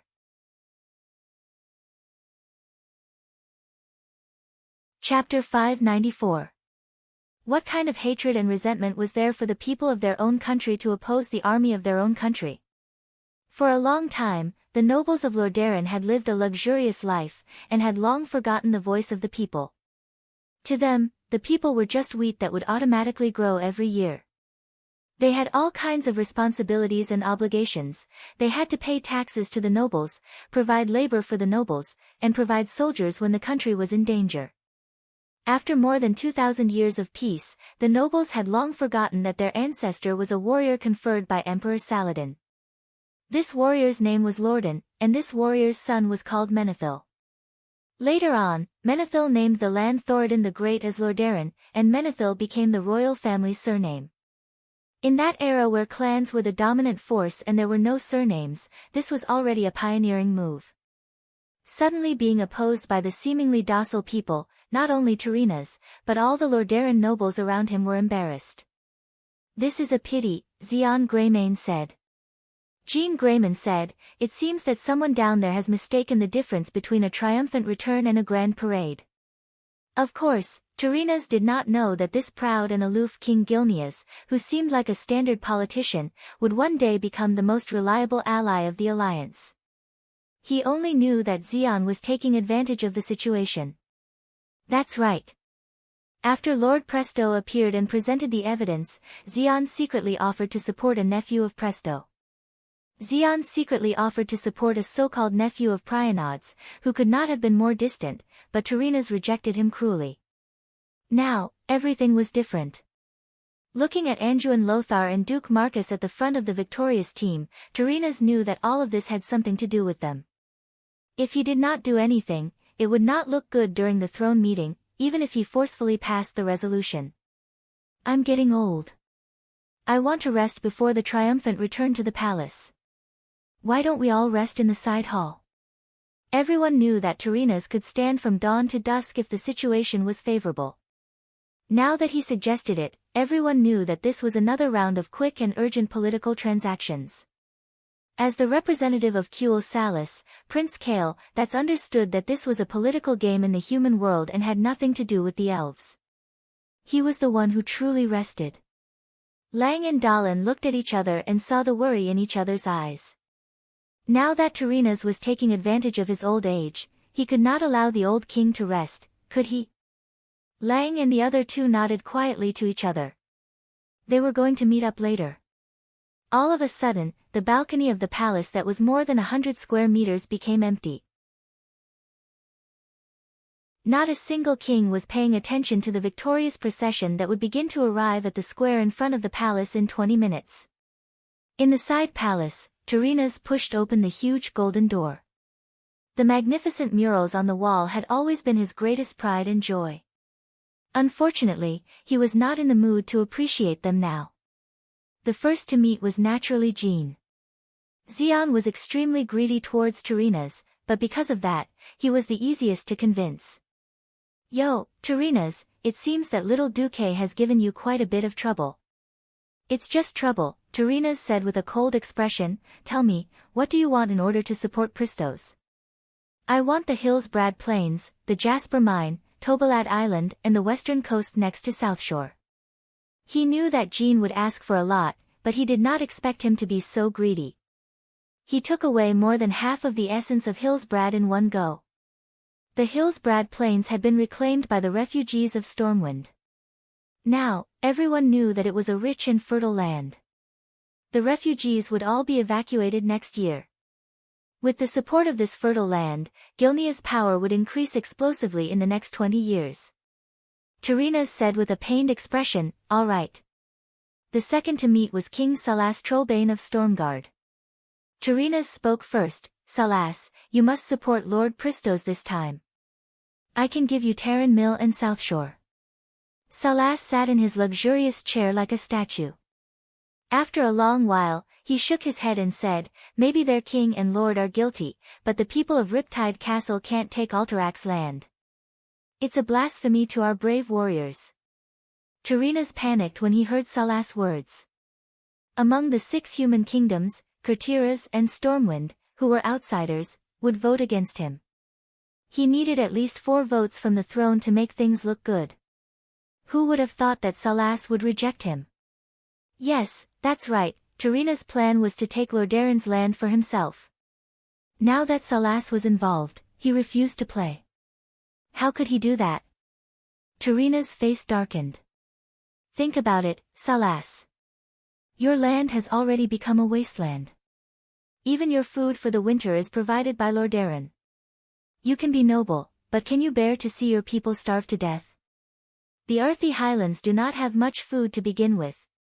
Salas' expression changed.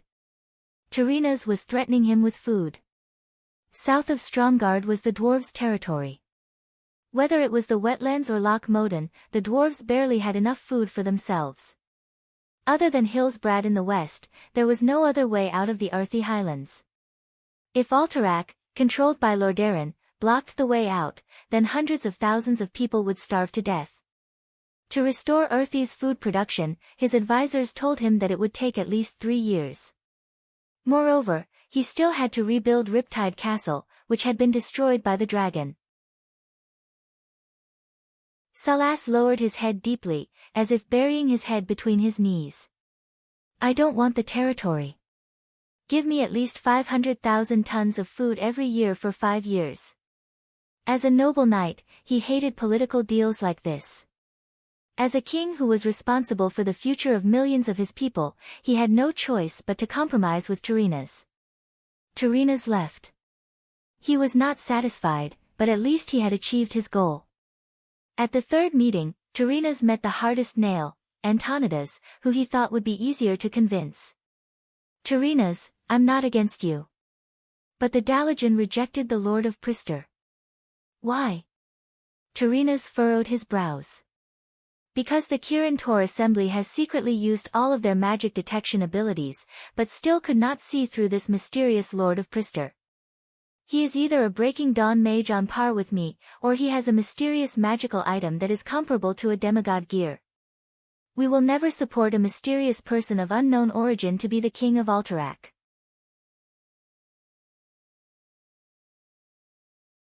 Chapter 595. No matter how hard Tyrrhenus tried, he could not convince Antonidas. From Tyrrhenus's perspective, this unreasonable archmage wanted to send someone he liked to Kirintor's dissection table to see what this mysterious person was made of. Tyrrhenus thought back to what Lord Presto had said in private: "These crazy archmages are not good people. Your Majesty, have you ever thought that before opening the portal to grim battle, Antonidas would have sensed that there were a bunch of tribal chiefs there? Why did he insist on sending all of Lordaeron's elites there? Nearly 1,000 of Grim Battle's elite knights had died, and this was a pain in Tyrrhenus' heart. At the thought of this, he suddenly became distrustful of Antonidas. That's right, it was the great Tyrrhenus Menethil idea to make Lord Presto the king of Alterac. You bastards only have two choices. Obey obediently, or get out of my way. Antonidas, you're wrong. Letting a truly noble person rule Alterac, not a despicable traitor, is the wish of all the other human kingdoms. For the time being, I can't think of anyone better than Lord Presto. If there is, please let me know. If not, then I hope you can follow the will of Lordaeron. Also, if you are not suitable, the Alliance can still remove King Presto in the future." Antonidas was so angry at Tyrrhenus that he wanted to vomit blood. Since when was the Alliance above the king's power? Would that kid of unknown origin still be so obedient when he went up on stage? Would he give in so easily and leave the stage himself? Tyrrhenus. You won't have a good ending if you keep using force. Don't forget, Duque has already made his move. Even though he knew that Tyrrhenus hated Duque the most, Antonidas did not mind Duque being implicated. King Tyrrhenus immediately thought back to that time. That time, he tried to use the lower nobles to threaten the Berev family and control the whole of Alterac. In the end, the people he sent out were hit with iron, white gloves countless times, and became useless. On the surface, that mission had nothing to do with Tyrrhenus, but everyone knew that it was a slap in the face to the Menethil royal family. Humph. Duque won't be able to save the Berev family, Tyrrhenus said firmly. The drumming of the guards of honor outside grew louder and louder. The triumphant procession was about to reach the palace. Unless Tyrrhenus was seriously ill, he would have to go out and welcome the victorious warriors. Antonidas, promise me that the Dalagan will at least remain neutral on this matter. Otherwise, the Dalagan will be the enemy of the Rotterdam kingdom. After this is done, I will compensate the Dalagan. This was a blatant threat. Antonidas looked like he had just eaten shit. He almost had a stroke. After a long time, he squeezed out a word through his teeth. Okay. The kings who had just rested gathered again. In the huge square of the palace, Tyrrhenus received the cheers of more than 100,000 citizens. No matter what, it was the Rotterdam Kingdom Alliance, and the Rotterdam Kingdom was the leader of the alliance. This was an honor that no one could take away from him. After symbolically inspecting the captured orc weapons, Tyrrhenus walked in front of Orgrim. Originally, it was a very satisfying thing to have a great chieftain of an enemy force, whose strength was on par with each other, kneel to him. Being pressed down by 4 strong humans, the weak Orgrim could not take it anymore. Even his neck was almost broken. He lowered his proud head to Tyrrhenus. Unfortunately, he already knew that Orgrim did not have anything nice to say. Otherwise, Orgrim would have said the classic "orcs will never be slaves" line. Tyrrhenus was not interested in Orgrim's submission. To him, the orcs were a bunch of poor people. Not only did they cause trouble, but they also had nothing to gain from it. Other than being used as miners and gladiators, they had no value at all. So, he pretended to accept the cheers of the 100,000 people and ended the victory ceremony hastily. After entering the palace, just as the kings were about to sit down in the throne room, their true intentions were revealed. Wait. Xian suddenly said, not everyone has the right to enter here. Those who have the right to enter the throne room are either the kings and representatives of the various countries, or the heroes of the alliance. But now, there is a traitor here. King Gilnas's declaration shocked the dwarves and elves. Traitor. As Xian pointed, everyone's eyes immediately fell on Duke Berev, who was about to walk towards Alterac. Not only Duke Berev, but even General Haas, who was behind the Duke, suddenly turned pale. Duke Berev was attending the throne room as Alterac's representative. To accuse a country's representative in a meeting like this, how much hatred was there? Without sufficient evidence, this was definitely a huge matter that could push an entire country to its death. What evidence do you have? Duke Berev was trembling as he pointed at King Xian. Evidence? Of course I have it. Jean snapped his fingers, and the door to the side hall suddenly opened. 12 guards escorted 2 young men dressed in ordinary, but still relatively clean clothes into the hall. Looking at the 2 faces that looked similar to Duke Berev's, everyone knew that the mystery was solved. I think many of you have seen these 2 before. They are the sons of Duke Berev, the first and second in line to the Berev family, Wilton Berev and Alex Berev. Duke Berev felt as if he had been struck by lightning. His body trembled even more violently. He said in a trembling voice, "They disappeared long ago after the Alterac incident. I've already issued a declaration to strip the 2 unfilial sons of their inheritance and drive them out of the family."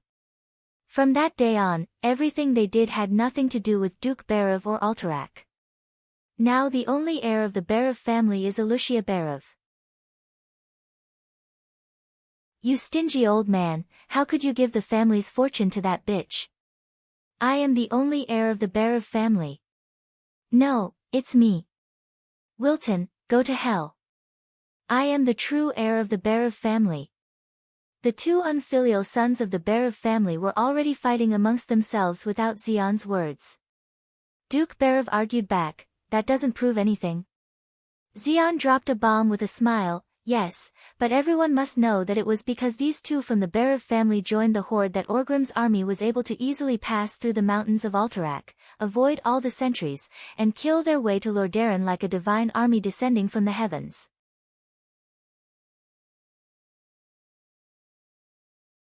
Chapter 596. Boxes were carried out by the Rotterdam guards. Xian waved his hand.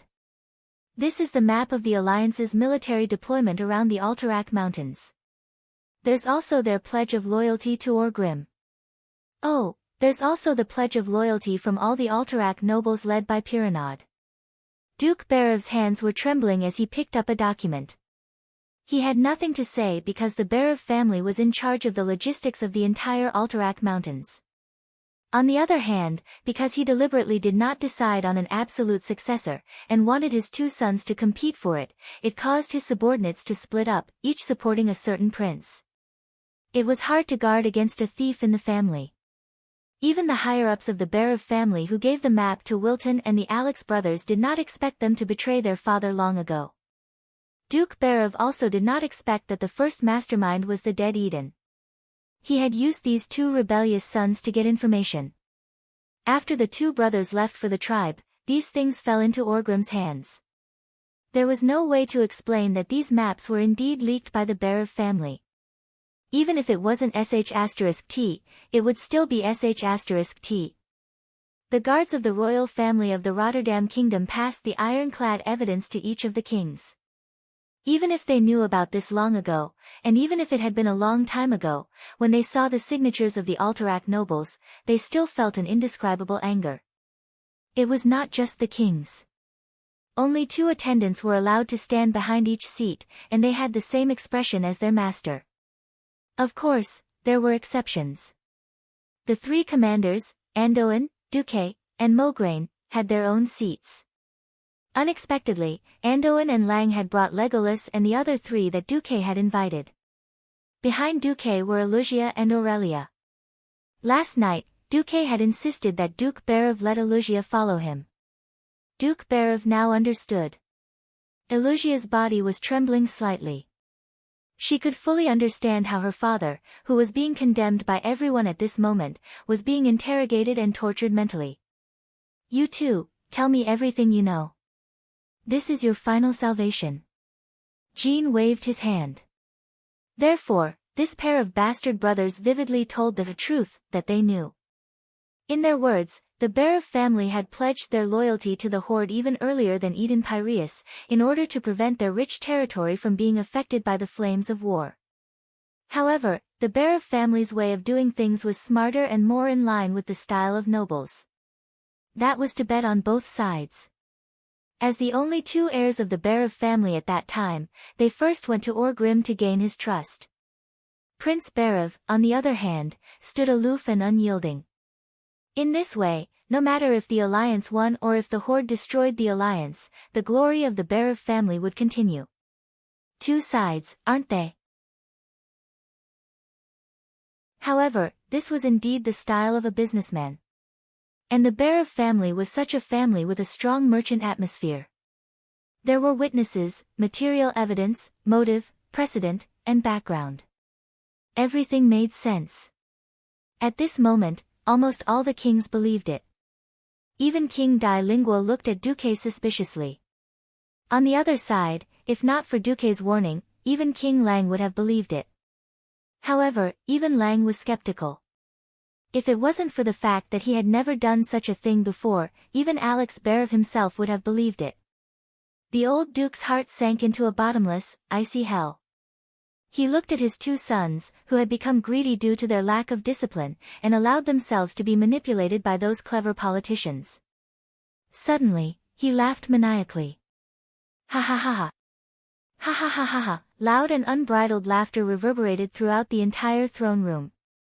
What are you laughing at, you despicable traitor? King Jean scolded. No. I'm just laughing at myself. I gave birth to my sons, but because of the family business, I did not teach them well. In the end, they turned into two super bastards. Old man, watch your mouth. We are both traitors of the Alliance. What right do you have to laugh at me? Faced with the scolding of his two sons, Duke Berev's laughter grew colder and colder. He looked at his sons as if he was looking at two dead men. Foolish sons. Do you think those greedy bastards who are after Alterax's land will honor their promise to you two idiots? Honor? Maybe they will. But if they give you the property and land today, they can take it back next year with a random excuse and send you to the gallows. No one would really protect two traitors of the Alliance. The old Duke hit the nail on the head and told the truth, which really made the two stupid sons shiver. Jean suddenly felt that the situation was getting out of hand. He turned to look at Terenas. Terenas knew that this was all the sly old fox Jean was willing to do. He glanced at the expressionless Duque and pretended to stand up. All right. Since His Majesty Grameen has presented the evidence that Duke Berev is a traitor of the Alliance, do you have anything to say? Or rather, Duke, do you have any evidence to prove your innocence? Evidence? How could there be any evidence to prove his innocence in such a matter? It was as stupid as asking you to prove that your mother was your mother. Duke Berev trembled. He knew that if King Guinevere and King Lordaeron dared to plot against him, they would not leave any loopholes. In front of these two absolute rulers, a duke who was not even a king was just a lamb waiting to be slaughtered. In fact, his two idiotic sons had indeed joined the Horde. He did not look at Duque. From the moment Duque refused to cooperate, he no longer had any hope that Duque would help him. His only hope was that Duque could protect Elugia. The old duke raised his head proudly. King Menethil, you win. What do you mean I win? Terenas said shamelessly. This is the Alliance, and we value fairness and justice. If there is enough evidence, even the testimony of a king can be overturned. Elugia, who was standing beside Duque, could not hold it in any longer. She slowly reached out with trembling hands and tugged on the sleeve of Duque's robe. 1 second later, at this unexpected moment, Duque suddenly raised his right hand and requested to speak. Terena's heart skipped a beat, but he pretended to be calm. Sir Marcus. Duque smiled. I would like to interrogate the Horde's great chief Orgrim. I would like to hear from him whether he captured the Berev brothers in the Alterac Palace, or whether he received help from the two brothers.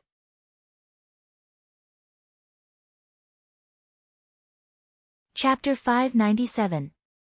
Andoin would never forget how his treasured sword, Quell, Zerum, was broken. That's right, his sword could not harm a person of noble character. If he was not 100% sure before, then everything that happened after he brought the shard back to the Archbishop of Holy Light, Alonsus Fale, and placed it in the holy pool in Stratholme confirmed his suspicions. This was because the shattered divine sword was actually being reforged by itself. Although it was slow, it was indeed being reforged. In other words, if this deduction was correct, then Orgrim, as a person of noble character, would definitely tell the truth, even if it was related to a duke of the opposing faction who was not important to him. Andoin's eyes lit up. I agree with Lord Marcus. We need the testimony of the Horde's chief, Orgrim, as an important witness. King Leon shuddered at this moment, and he immediately understood why this was happening. After all, Lang's once invincible sword was broken at a crucial moment on the battlefield, and he almost lost his best friend. This made Lang feel conflicted for a long time. I agree as well, Lang chimed in. Duke Berev raised his head. He was stunned, but there was also a hint of hope. Because Duque did not abandon him when he was at his most desperate. He did not know what the point of interrogating Orgrim was, but at least it was a hope. At this time, Tyrrhenas spoke. Summon the chief, Orgrim, if he is still sane. A servant left after receiving the order. At this moment, Duke Berev, Lang, and Andoin all felt their hearts skip a beat. After a moment, as expected, Your Majesties, the Horde's great chief Orgrim has suffered a severe mental shock due to today's captive offering ceremony. He seems to be going crazy and is struggling non-stop. We have no choice but to add 2 sets of the largest shackles on him, each weighing 100 pounds. That's right, Tyrrhena's words were a hint. After realizing that Orgrim, whom they had been neglecting, could be a flaw and a variable, they made up for it. Perhaps they used some kind of drug to temporarily make Orgrim lose his sanity. All of a sudden, all chances of turning the tables were gone. Duke Berev's face was ashen. Andoin was a little puzzled. With Duque's intelligence, he shouldn't have given his opponent a chance to make up for his flaws. What was Duque trying to do? Tyrrhenas spoke, then, there seems to be no other way. We can only follow Orgrim's confession. Do you have any other requests or new evidence? If not, then we will hold a throne vote to decide whether or not to label the Alex Berev family as traitors of the alliance. The air was filled with silence. Tyrrhenas ignored the doubtful and disapproving looks, as well as the sobbing of Elusia. Then let's begin the voting. The throne voting was the highest form of voting in the alliance. At first, in order to prevent the commanders from coming from the same country, the commanders themselves did not have the right to vote. Each country would have 1 vote, and the leader of the Rotterdam Kingdom would have 2 votes. The countries involved had no right to vote. They could vote for, against, or abstain from voting. The motion would be decided by the result with the most votes. If the number of votes for and against is the same, the alliance country will be the final decision. Kings who think that the Berev family is a traitor, please raise your hand. Jean was the first to raise his hand, followed by Salas and Antonidas, and finally Tyrrhenas. Now, according to the alliance leader's double vote, there were 5 votes. But that was it. Tyrrhenas suddenly felt a little uneasy. He pretended to be calm and said, "All right, those who object, please raise your hand. Those who abstain from voting, you can remain silent." Lang was the first to speak. This time, the voting rights of Stormwind will be given to Duke Marcus. Almost as soon as Lang finished speaking, Duque spoke. His voice was loud and full of authority. Stormwind objects. King Daelin frowned. As one of the staunchest allies of Stormwind, he immediately followed. Courtiers objects. A situation that Tyrrhenas had never expected had happened. He had thought that the dwarves would take an indifferent attitude. He even knew that Lang did not communicate with the dwarves about this. Unexpectedly, when Magni saw that it was Duque who objected, he slammed the armrest of the throne. Cosmodan objects. Along with Magni's loud voice, Kudrin Wildhammer said, Eagle's Nest Mountain Objects. Who was Magni Bronzebeard? He was the leader of the dwarves, the Ironforge Bronzebeard dwarf. He was on the same side as the gnomes. Magni objected, and Master Craftsman Jurban immediately followed. Nomarigan objects. At this moment, Terena's face turned green. He finally saw it. These bastards did not look at the evidence or reason. They simply objected because Duque objected. Rather than believing in objective things, they believed in Duke's judgment, who had truly helped them. In this suspicious matter, they clearly stood on Duque's side. Alright, now it was 5 against 5. In theory, if this was the final result, Terenas could still use his power as the leader of the alliance to pass this motion. The problem was, there was still one country that had the right to vote. Suddenly, all eyes fell on the face of Prince Kale, that's of Kuel Salis, who represented the Sun King in the victory ceremony. The handsome Kaiser's face was burning hot. He never thought that he would be involved in the battle between the leader of the alliance, Terenas, and Duque. Before this, there was no news of this at all. No country's representative came to him. This was definitely a political disgrace for Kuel Salis, because it meant that the High Elves were being marginalized in the political arena. Of course, in a sense, this was also the result of the High Elves' long-term self-isolation. Personally, he should definitely help Duque. Unfortunately, he knew the mood of the kingdom very well. Even though Duque led the army to save Kuel Salis still sent a lot of reinforcements to the Alliance's army in the later stages of the war. In fact, the entire upper echelons of Kuel Salis hated Duque. Simple, jealousy. What they could not do, Duque did. They could not protect their own kingdom, and they still needed Duque's help. The arrogant elves' faces were dark. Moreover, the counselor Marion they sent, was said to be a servant of the Wings of Death and was captured by the Red Dragon Queen. Many counselors could not take it emotionally and could only secretly vent their anger on Duque. Therefore, in public, Kale, that's could not help Duque. After a long while, Kale, that's finally said, Kuel Salis abstains.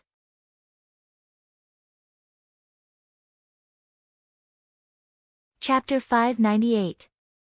Kale, that's was in a miserable situation. He never thought that things would turn out this way. Right now, he was stuck in the middle, with no one on either side. After Kuel Salis was invaded, Kale, that's had a clear understanding that the era of isolationism was over. He didn't know what would happen in the future, but it was right to have a good relationship with Rotterdam. On the other hand, it was also irrational to offend Duque, the smartest person in the entire alliance. Not only did he feel like his long-term emotional investment had gone to waste, but he also had an ominous premonition that came from fate. This made Kale, that's very uncomfortable.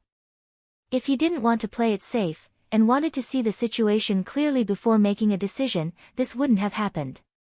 If the previous vote had already been decided, Kuel Salis wouldn't have to be a clown. He never thought that after Lang handed over the voting rights to Duque, the 5 heads of state actually completed 5 votes in 3 seconds, and all of them were against. This pushed Kuel Salis to the top of the wave. After shouting out the word, abstain, with all his courage, Kale, that's mouthed an, sorry, to Duque. He didn't know how much of Duque's impression of him would be restored by doing this, but if he didn't do anything, he would never forgive himself. It's okay. Duque didn't mouth it, but said it out softly. You heard at least half of the kings. This made Kale, that's feel awkward again. Someone else was the one who was really embarrassed. Terenas was forced to a dead end. He had never imagined that the alliance would be split because of a duke from a small country. He was so close to being slapped in the face. Of course, he could suppress the accusation of Duke Barev's rebellion for the sake of the alliance's harmony. That way, he would have to face a lot of opposition in the country. All his previous plans against Alterac would be for naught. In fact, from the beginning, Terenas knew that it was impossible to completely annex Alterac in a short period of time.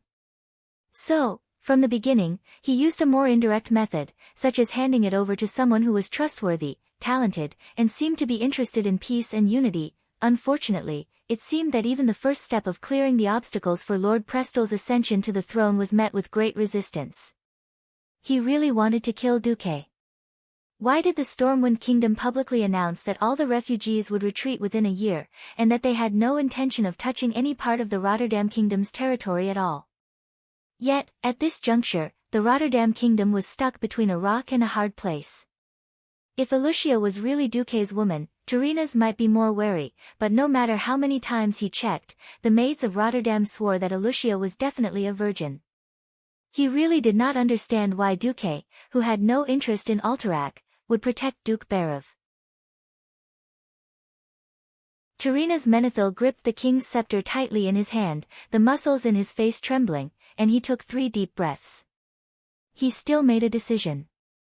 According to the Iron Law of the Alliance, I hereby, as the leader of the Rotterdam Alliance, declare that although there is no concrete evidence to prove that Duke Berev was involved in the rebellion against the Alliance, the Berev family of Alterac is guilty. Yes. He was still guilty. If he didn't announce it, all of his plans would go up in smoke. Lordaeron's losses in the war would be irreparable. Lordaeron, the strongest human kingdom, would lose all of its face.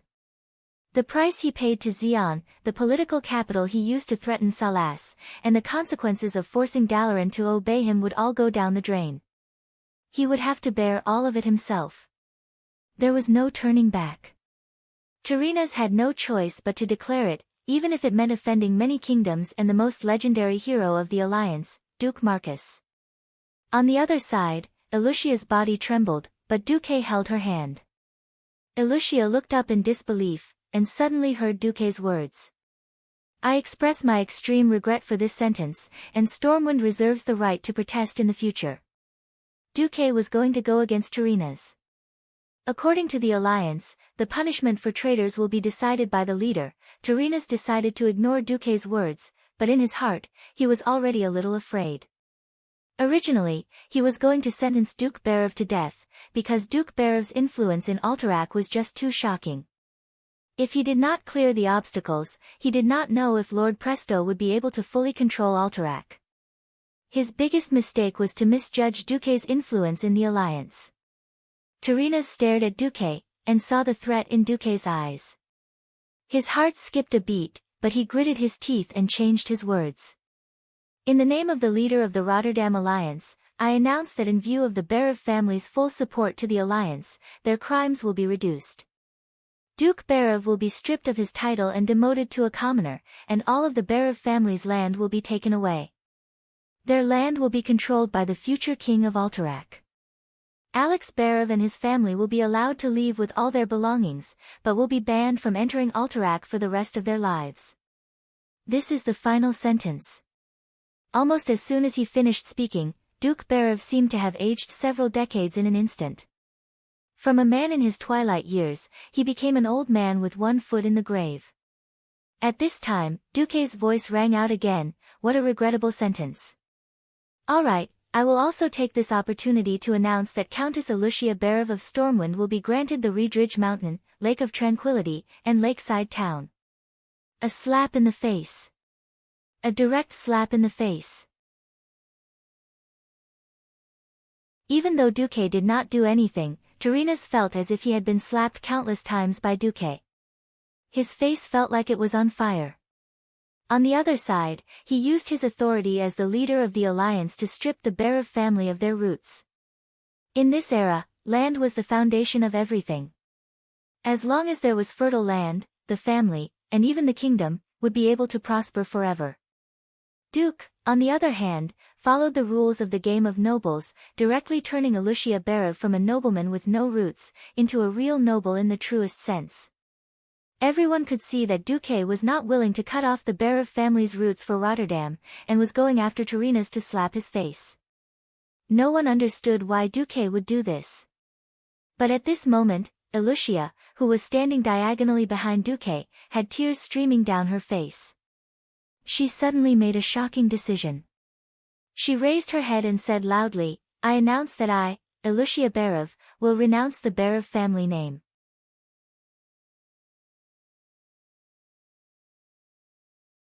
Chapter 599. Eluhia was very brave. This was an era where bloodlines were very important.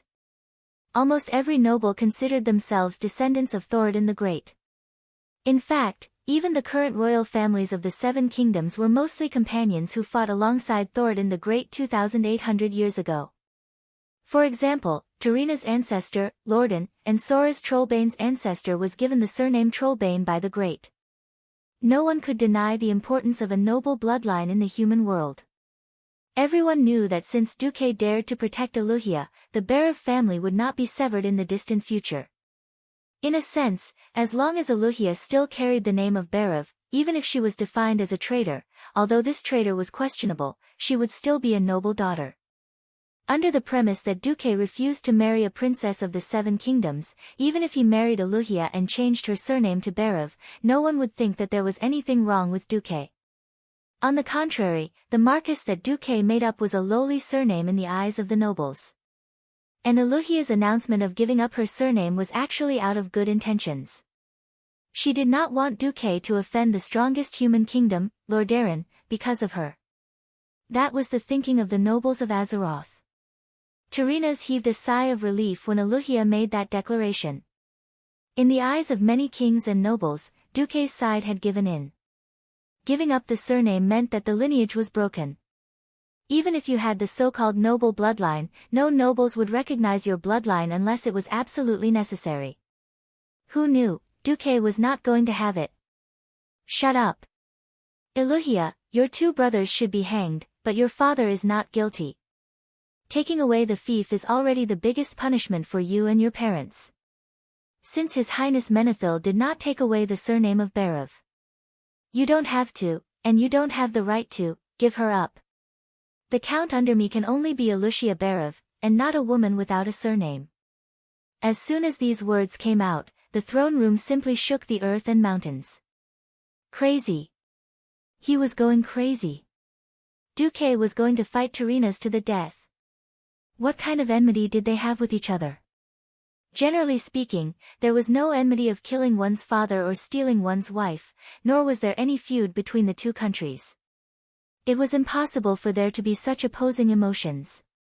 What was Duque doing? If it was in private, Tarinas would have exploded like a volcano. But this was a throne conference. You are condemning Prince Berev, he is conferring a daughter, and in theory it is not the same thing at all. Tarinas trembled violently as if he had been electrocuted by Yang Shosho. Duque wasn't just slapping him in the face, he was slapping him in the face, peeling off his skin, spitting on him, peeing on him, and finally playing disco dancing on his ancestral grave. If he didn't do something to suppress Duque today, then he really wouldn't be able to survive in the future. Only Lang and Andoan knew that Duque was not giving Tarinas any chance at all. They looked at the four guards behind them and chose to remain silent. Take your father away, Countess Eluhia. After instructing Eluhia to support the old Duke, who could barely walk, Duke Berev left. Duke once again looked at Tarinas. Tarinas finally made his move. He stood up and raised the king's scepter high. Today is a day of celebration for the Alliance's victory. We have expelled the traitor Berev from the Alliance. Today is also a day of celebration for the 11 countries of the Alliance. I believe that there should be no empty seats on the 11 thrones, so I would like to introduce the descendant of the Alterac royal family, the Lord of Pristo. First, the door to the side hall opened, and a group of Rotterdam royal family guards walked in, each holding a copy of the identity document of the Lord of Pristo. In this era, the most important thing to prove a noble's bloodline was a genealogy. A set of magically preserved genealogy was the most valuable evidence. Then, with a so-called ancestral relic and a simple blood test to match the marriage partner between nobles with the royal genealogy of other families, they would basically be 100% confirmed as descendants of nobles. Seeing this, Duque was dumbfounded. Damn, this is the so-called absolute proof. Forget about DNA, there wasn't even a blood test. Duque felt like he was in a trance. Acting pretentious was actually this simple. If I had known earlier, I would have also gotten myself a pretentious genealogy and then made up my name to be the Kaiser and Caesar emperors who followed great Emperor Saladin. Duque silently looked at the group of kings and nodded. Then, the main character of the day finally appeared. Many people thought that the Lord of Pristo's expression would be even happier. After all, it was not every day that someone became a king. Of course, the hereditary one was not one of them. When the 5-meter-tall main door of the main hall opened with a trumpet, Lord de War Pristo walked out from the fully opened magnificent door. Many people who saw this lord for the first time were shocked. Lothar was already very tall and burly among humans, but this Lord of Pristo was even taller. At a glance, he was at least 10 meters tall. For humans, this was the domain of giants. He wasn't fat, but he wasn't tall and skinny either.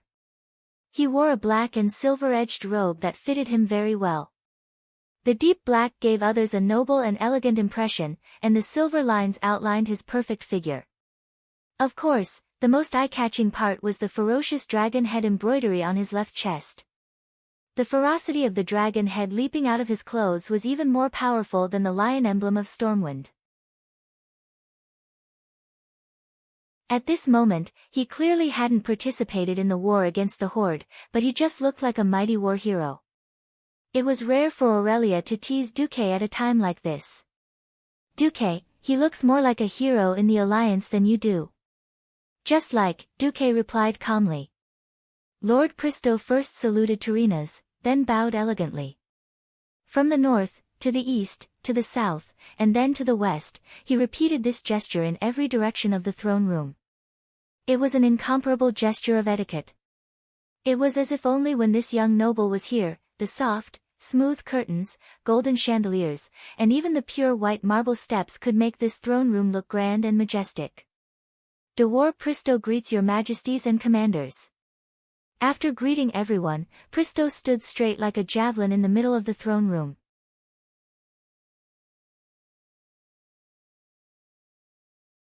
Chapter 600.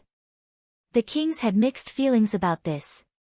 Even though they knew that this was the only candidate that Tyrrhena's had chosen to inherit the Alterac kingdom. Many of the kings already had an instinctive resistance when they heard about this, and they had a bad preconceived impression of him. However, when Pristo stood up, everyone had a feeling that this man was someone who could be trusted by everyone under any circumstances, and was also someone who deserved to be trusted and respected. Amidst the slightly confused atmosphere, a few gasps of admiration rang out at the same time. If only Arthas had him like this. If only Tanreed could be like him, William still has room to improve. If it was Tyrrhena's, they could say that he was biased. However, the praises came from Daelin and Lang, two kings who had different political views from Tyrrhena's. One had to admit that this lord was very charismatic. On the other side, Antonidas secretly injected arcane power into the blood vessels in his eyeballs. This was a very risky thing to do. If the arcane power went out of control, he would be blinded on the spot. The uneasiness in his heart made him do this. Damn it! Even this didn't work. In the vision created by the arcane power, the figure standing in the middle of the hall was like a giant black hole, sucking in all light and heat. It was as if even the eyes that were filled with magic were going to be sucked into it. No, it wasn't just as if. The power that came from the mysterious domain was using an unparalleled suction force to suck Dalaran's eyeballs out of his eye sockets. Antonidas could only feel his consciousness starting to collapse. Slap. With the last of his consciousness, Antonidas slapped his old face. The crisp sound attracted the attention of all the kings and representatives. Oh, sorry, there's a mosquito. Antonidas hurriedly lowered his head. He still felt that the mysterious lord was up to no good, but he had no evidence at all. Should he tell the kings in front of everyone, Lord Pristo has a divine artifact on him, and he stopped me from looking at him? Can you ask him to take that divine artifact down so that I can use my arcane power to look at his body? If he dared to do this, he must be crazy. Who was Davar Pristo? He was the only one with the bloodline of the Alterac royal family, and was destined to inherit the Alterac kingdom. As long as he went through the motions, he would be able to sit on the empty throne and be on equal footing with the other 9 kings and representatives. Antonidas decided to remain silent. Tyrrhenus cleared his throat and said, "Lord Presto, this is no longer the time when the countries are isolated from each other. The invasion of the Horde was cruel and terrifying, but it also brought about a great unity among the 4 races that had not been seen in the past 3,000 years. As the leader of the Rotterdam Kingdom Alliance, I think as an elder, I hope that you can introduce yourself to the kings and tell them how you want to get along with the various allies in the future." King Tyrrhenus stroked his bearded chin in satisfaction. He was looking forward to the debut of the Lord who had never disappointed him. In his eyes, Lord Presto was perfect. Presto raised his head and stared at the sky with his eyes that were as deep as the night. "War is cruel." Just this sentence, just this opening that was full of masculine charm, caused a silent uproar among the kings. For this terrible war, the alliance has sacrificed too much. The fertile farmland has been turned into scorched earth. Millions of farmers became soldiers and sacrificed their lives on that great battlefield. Now, the war is over, but all of us in the alliance must work together to rebuild this continent, feed the people, and bring life back to the land. I saw a report that made my heart ache. The Alterac kingdom is less than half of what it was before the war. But just to the west of the Alterac kingdom, the fertile silverpine forest that originally belonged to Guinevere and Rotterdam has been turned into scorched earth that cannot be cultivated for many years due to the infernal weapons. When Presto said this, Duque's eyebrows twitched. "This blame is on me." Presto did not notice, or perhaps he noticed but ignored Duke's reaction.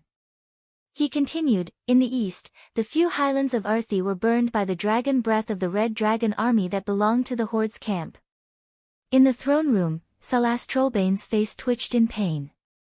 It doesn't take much imagination to predict that if we don't change everything, hundreds of thousands of people will die of famine next year. What a sad thing it is. Lord Presto's passionate voice quickly infected all the kings. Even the kings who were already aware of this felt the same way. "If I become the king of Alterac, to make up for the mistakes Alterac made in the war, and to make up for the relationship with the surrounding countries, I will only choose to keep the farmland around Stanbrad, because this small amount of farmland is enough to feed 60,000 Alterac citizens." Briar and Caer Darren were loaned to Rotterdam, Hillsbrad Plains were loaned to Gilness, Rotterdam Mill Plains were loaned to Dalaran, and Terran Mill and Southshore Town were loaned to Stormguard. Each place will be rented unconditionally for 20 years. As soon as he said this, the kings were shocked. This was so generous. Although these lands originally belonged to the Berev family, and although he was also the king that Tyrrhenus supported, he was really willing to give them away. Aurelia giggled and said to Duque through the whisper of the wind, "Duque, why do I feel like he's more generous than you?" "Ha!" Duque replied with a sentence that could do anything. On the other side, the kings of the 4 countries were moved. Some of them were part of the deal, but some were added by Lord Presto himself. Tyrrhenus didn't want Briar and Caer Darren at this time to avoid looking too unsightly.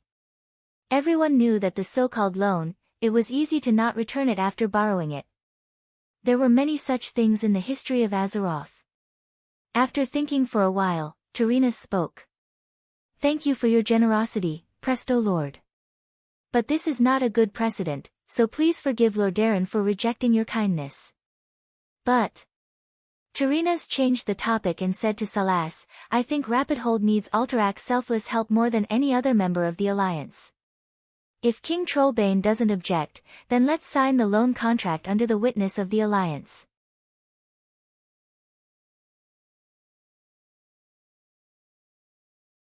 Chapter 601. Tyrrhenus was very smart. He let Trollbane, who was originally just a passerby, take the blame. Did Salas have a choice? He immediately understood what Tyrrhenus was trying to do. Isn't Riptide's stronghold in need of food? Then start with this first. Otherwise, if they don't want it, don't expect to have food next year. What else could he say? Salas could only nod bitterly. Then I thank you on behalf of the people of Stromgard. But it won't take as long as 20 years. At this time, Salas suddenly met Xion's reproachful gaze. He had to change his words. All right, then Stromgard will accept it.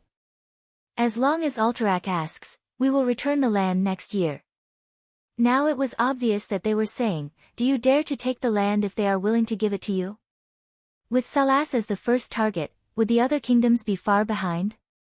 Daelin, Magni, Kudrin, Kael, these kings and representatives who had no need for Alterac's land all frowned. On the surface, everything seemed to be going according to the rules. Anyone with a discerning eye would immediately realize that this was actually 3 rogue kingdoms pulling a kingdom that had no choice but to submit. In the name of justice and cooperation, this was the cruelest way to divide up a weak kingdom like Alterac. Almost every king and representative who did not participate could not help but ask themselves, is this the kind of alliance our kingdom wants? At this time, Lord Presto suddenly bowed deeply.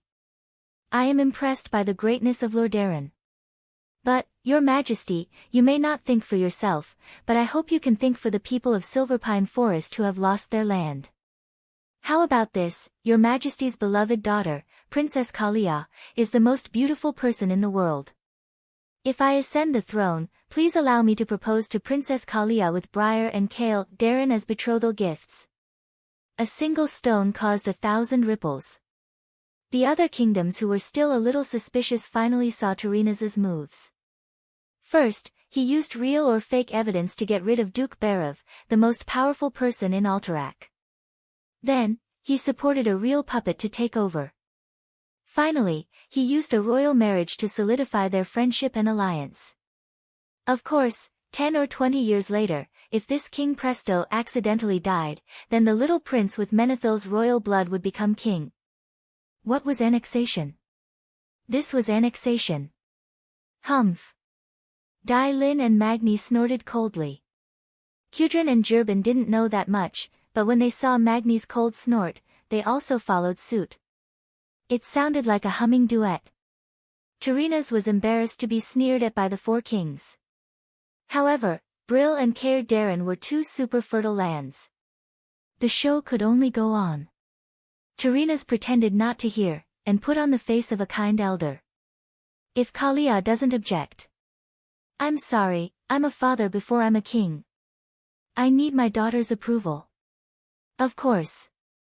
Presto bowed deeply again. The kings did not have to wait for long. Princess Kalia, who had probably been waiting for a long time, arrived. After not seeing her for a long time, Princess Kalia had become even more beautiful. A 16-year-old girl was at the golden age of beauty, starting to transform from a young girl to a mature woman. Perhaps it was an illusion, but Princess Kalia seemed to have grown a little taller. She looked even taller, and she easily wore this pure white lace dress that looked like a wedding dress. She had a head of brilliant golden hair, which looked dreamy under the light muslin draped over her head. Her jade-white skin was nurtured by the water of Lake Lord Emir. Only this white veil made from moon cloth could compare to her skin. This was a compliment, and it was also a fact. In this era of handicrafts, unless one could get their hands on the legendary Devil's Cloth, the moon cloth that was purified by the night elves' moon well water would have the whiteness and smoothness of white snowflakes. Princess Kalia's skin had reached this stage, and her beauty had risen to the level of a work of art.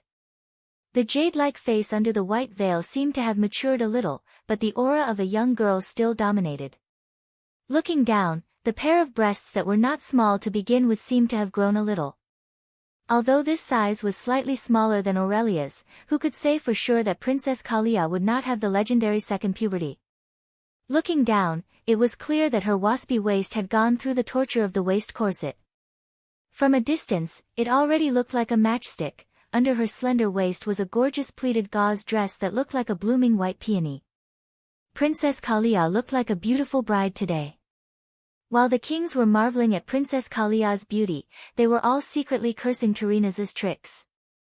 On the other side, Lord Presto had already walked forward, knelt on one knee, and took out a gift from his space storage bag. This world's most beautiful rose, for the world's most beautiful you. Ah! Countless kings exclaimed. It was a very beautiful rose made of ice crystals. They had no idea how this ice rose, which looked cold from afar, was made. Under everyone's gaze, the rose reflected the most psychedelic and moving rainbow colors under the sunlight that shone through the huge glass window. Beautiful beyond compare. Mesmerizing and dazzling.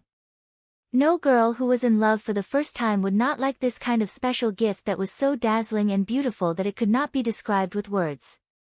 Unless, this girl had seen better with her own eyes. Ah, Princess Kalia looked very apologetic, and then she yawned. Yes. A yawn. A yawn that symbolized boredom and contempt. A yawn that made Lord de Warpresto confused, and made King Tyrrhenus suddenly feel that something was wrong. King Tyrrhenus suddenly understood why Kalia was a good and obedient child.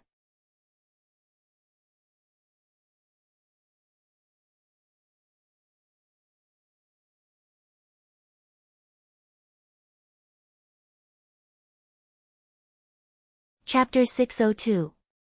If Lord Presto's gift to Princess Kalia was a work of art, then what Princess Kalia brought out now was a masterpiece that surpassed the realm of art.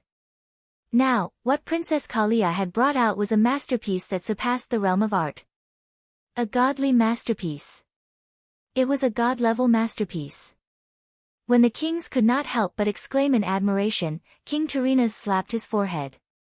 He could not believe his eyes. If Presto had given a more exquisite gift, it would have been acceptable. Why did he have to give her a rose? If Presto had given her a more exquisite gift, it would have been acceptable. Why did he have to give her a rose? Was he not looking for trouble? With Duke's incomparably perfect magic rose as an example, any lesser rose would be a disgrace that would be thrown into the endless sea. Goss, who stood behind Lang, had been squinting ever since he entered the throne room, as if he did not care about anything in the world. However, when he saw the magic rose made of ice and fire magic, he said, "Not bad."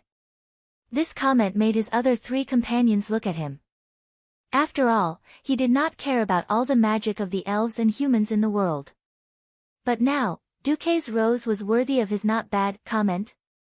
Tyrrhenus regretted giving Kalia the best space storage bag. That thing could stop the time of non-living things. But it was too late. Lord Presto's face finally lost his composure. He could hear the whispers from the thrones around him. Sigh, why did he have to compete with Duque, who looks like a morning star wizard, but is actually more skillful than a breaking dawn wizard? This first impression is terrible. It's fine, it's just a bet. Turning back is not a given. Some kings discussed, some laughed coldly. But for the first time, Duque felt the malice from Presto. Duque's troubles did not stop there. The whispers of the great demon king came from the wind. Duque. So you gave the beautiful Princess Kalia such a beautiful rose. I've learned something new. Be good, stop fooling around. There's nothing between me and Princess Kalia. I'm not messing around. I'm just calmly telling you that this ranger, Aurelia Windrunner, is a little jealous. Well, the amount of vinegar there is about the same size as the Wind Lake. Hey hey. A wind lake with a diameter of more than 10 kilometers. So jealous? You call this calm? You call this xiao xiao? Just a mirror only. Is it worth it? Duque turned his head back bitterly, but he caught a glimpse of Aurelia's sly smile from the corner of his eyes. Of course it's not worth it for the small matter before, but I'm going to be jealous for the big matter later.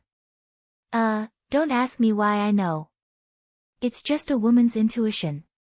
On the other side, the proposal drama had already reached its climax. Presto's first offering was undoubtedly a failure.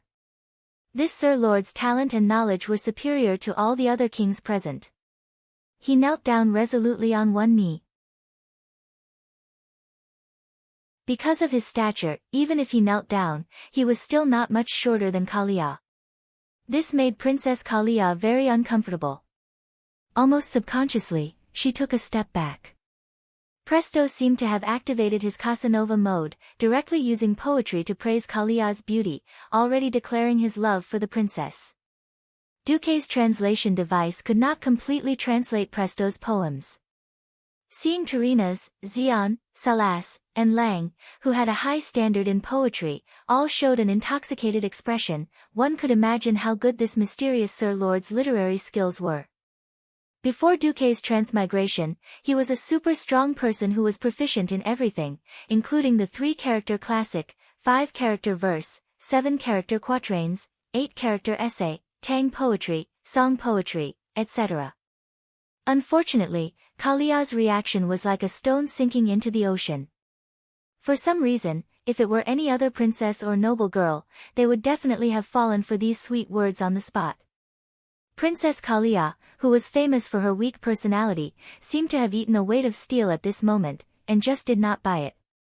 Ugh, why do I feel that the atmosphere is a little miserable and cold? My balls hurt. Terina's also noticed something was wrong.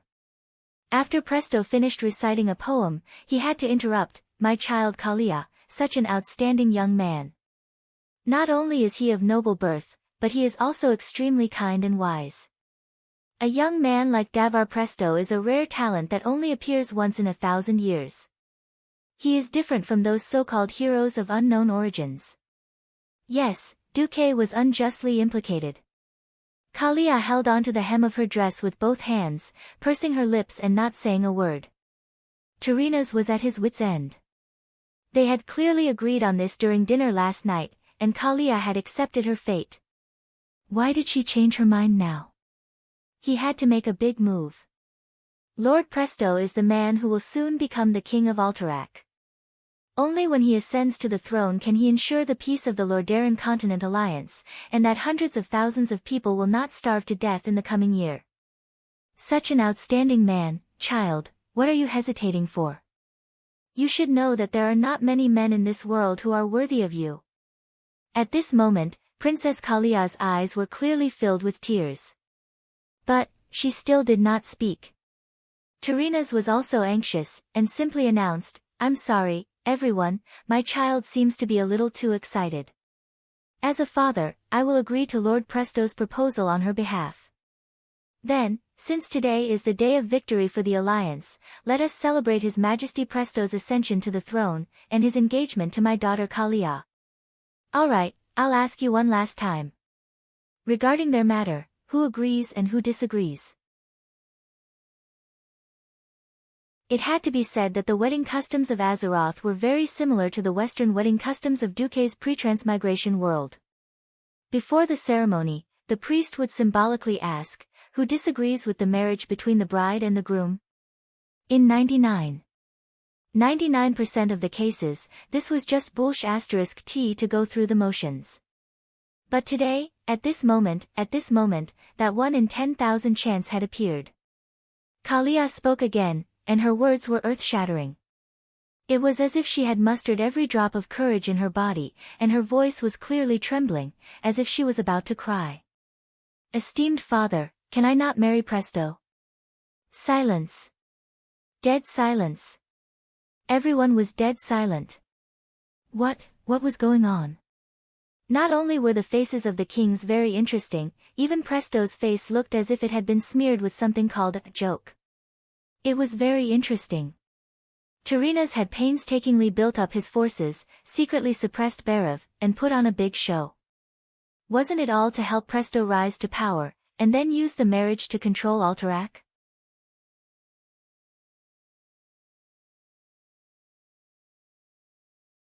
Chapter 603. Now, the most important thing was that Princess Kalia was rebelling against him.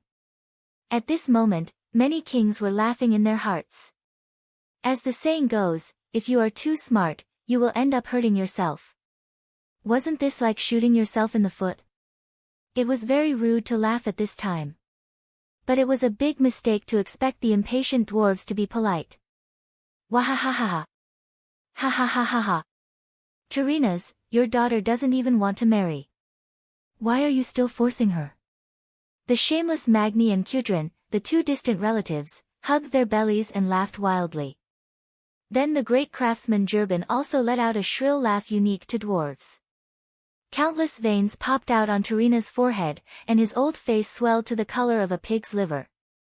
He could no longer control himself, and his voice became extremely sharp. Kalia. This is not the time for you to throw a tantrum. As a member of the Menethil royal family, your marriage has been destined to serve the country from the start. Let me tell you, you must marry Presto. Whether you like it or not, you will marry him. You can only marry him in this life, and not any other man. Kalia was so wrong that she burst into tears. In the next second, Kalia burst out with an incomparably explosive statement, Duque, what are you waiting for? Have you forgotten what you promised me? Suddenly, the three unscrupulous dwarves stopped laughing. Suddenly, all the other kings and representatives focused their strange gazes on Duque, who had been pretending to be a passerby ever since the Berev family left. Suddenly, Duke was pushed to the top of the waves by Kalia's words. Ha! Ha ha! Wait. Something was wrong. That's right, Duke was ready to make his move. He had waited for so long just so that when Tarina's drama reached its climax, he would kick Tarina's from the clouds of luck he had been dreaming of and send him straight to hell. The problem was, in Duque's plan, Princess Kalia was not part of it. No, it should be said that helping the princess out of her predicament was just a convenience. That night, Duque did it purely because the system elf had told him that Princess Kalia is looking at you from the balcony of the palace, so Duque wanted to give Tarina's a hard time. Now, because of Princess Kalia's words, the kings interpreted that the princess had an affair with Duque. If that was the case, everything could be explained. Why wasn't Princess Presto tempted by the marshal at all? Why was the princess prepared to counterattack with Duque's magic rose when Presto took out the ice rose sculpture? Why did the meek princess dare to go against the will of King Tarina's? It was all because they had Duque as their backer. Even if the kings were not shameless, at this moment, everyone's soul of gossip began to awaken, and it began to burn fiercely. Duque was embarrassed.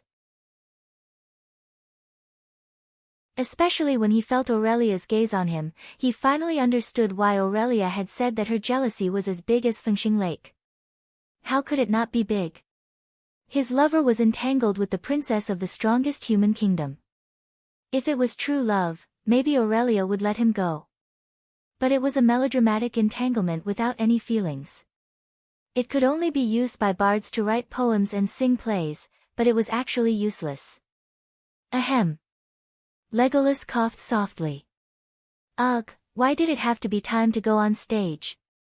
Duque looked up at the sky at a 45-degree angle, speechlessly leaving a crocodile's hair made of air. At this moment, Duque was possessed by Best Actor. At this moment, Duque was holding a non-existent little golden man in his left hand. He was like an actor who was about to step onto the podium and say that he had won the Best Actor award. He slowly stood up, and Duke's voice, which was excessively young but familiar to all kings, sounded again, I'm sorry, Your Majesty Menethil. I firmly oppose Her Highness Kalia marrying the Lord of Presto. Wow! The two dwarven kings exclaimed. Explosive. Too explosive. Were they going to stage a scene where the future king of Alterax's love was snatched away? Would this be the victory of a young couple who had pledged themselves to each other? Or would it end with the complete victory of Tarina's, the old king who represented the evil forces? The king's spirit of gossip was burning brighter and brighter. What is your reason? Tarina's said through gritted teeth. First, please allow me and my servant to present Princess Kalia with a few gifts. Tarina's nodded in the end. He could see the joy in his daughter's expression. But he still did not understand why the situation had changed so drastically. Why was Duke still stubbornly fighting with him for the sake of the Berev family's daughter, but in the next moment, he seemed to be on good terms with his daughter and seemed to want to recognize him as his father-in-law. What about Davar Pristo, the perfect chess piece? Duque left the stage, followed by Legolas, Sala, Goss, and the bronze-skinned elf. The kings had been wondering about this strange combination ever since Lang and Anduin brought them in. After all, the people they brought in were basically their trusted aides, such as Grand Dukes and so on. Only Lang and Andoin had unfamiliar guards. Duque brought a few elven guards with him. This combination was as strange as it could get. Of course, the one who was even more shocked was the Lord of Pristo. He seemed to have foreseen that Duque's appearance was a slap to his face. No matter how well-mannered he was, he would not hold back his hostility towards Duque. Duque glared back at him. However, Duque paid more attention to Princess Kalia. Duque, are you finally willing to stand up? Princess Kalia bit her lip, and unconsciously played with her fingers on her abdomen. Yes, I'm here, as promised, Duque answered confidently. You won't disappoint me, right? Of course not. The two of them seemed to be speaking in riddles, which made the kings even more anxious. Hey! Duque, show old Tarina's what tricks you have. Mag's jeering made Tarina's face turn even darker. At this time, Duque had already arrived between Kalia and the Lord of Pristo. He directly turned his back to the Lord of Pristo, who had already stood up. From Kalia's perspective, the shadow of the taller and bullier Pristo's body was enough to cover the whole of Duque. Duque ignored her, and instead stepped forward to hold Princess Kalia's hand tightly. He then took a deep breath, and shouted to Tarina's, the reason I object to their union is, Lord Pristo is, the wing of death. As soon as he finished speaking, Duque pulled Princess Kalia and flew out with, flash. Almost at the same time, the brightest light shone behind them.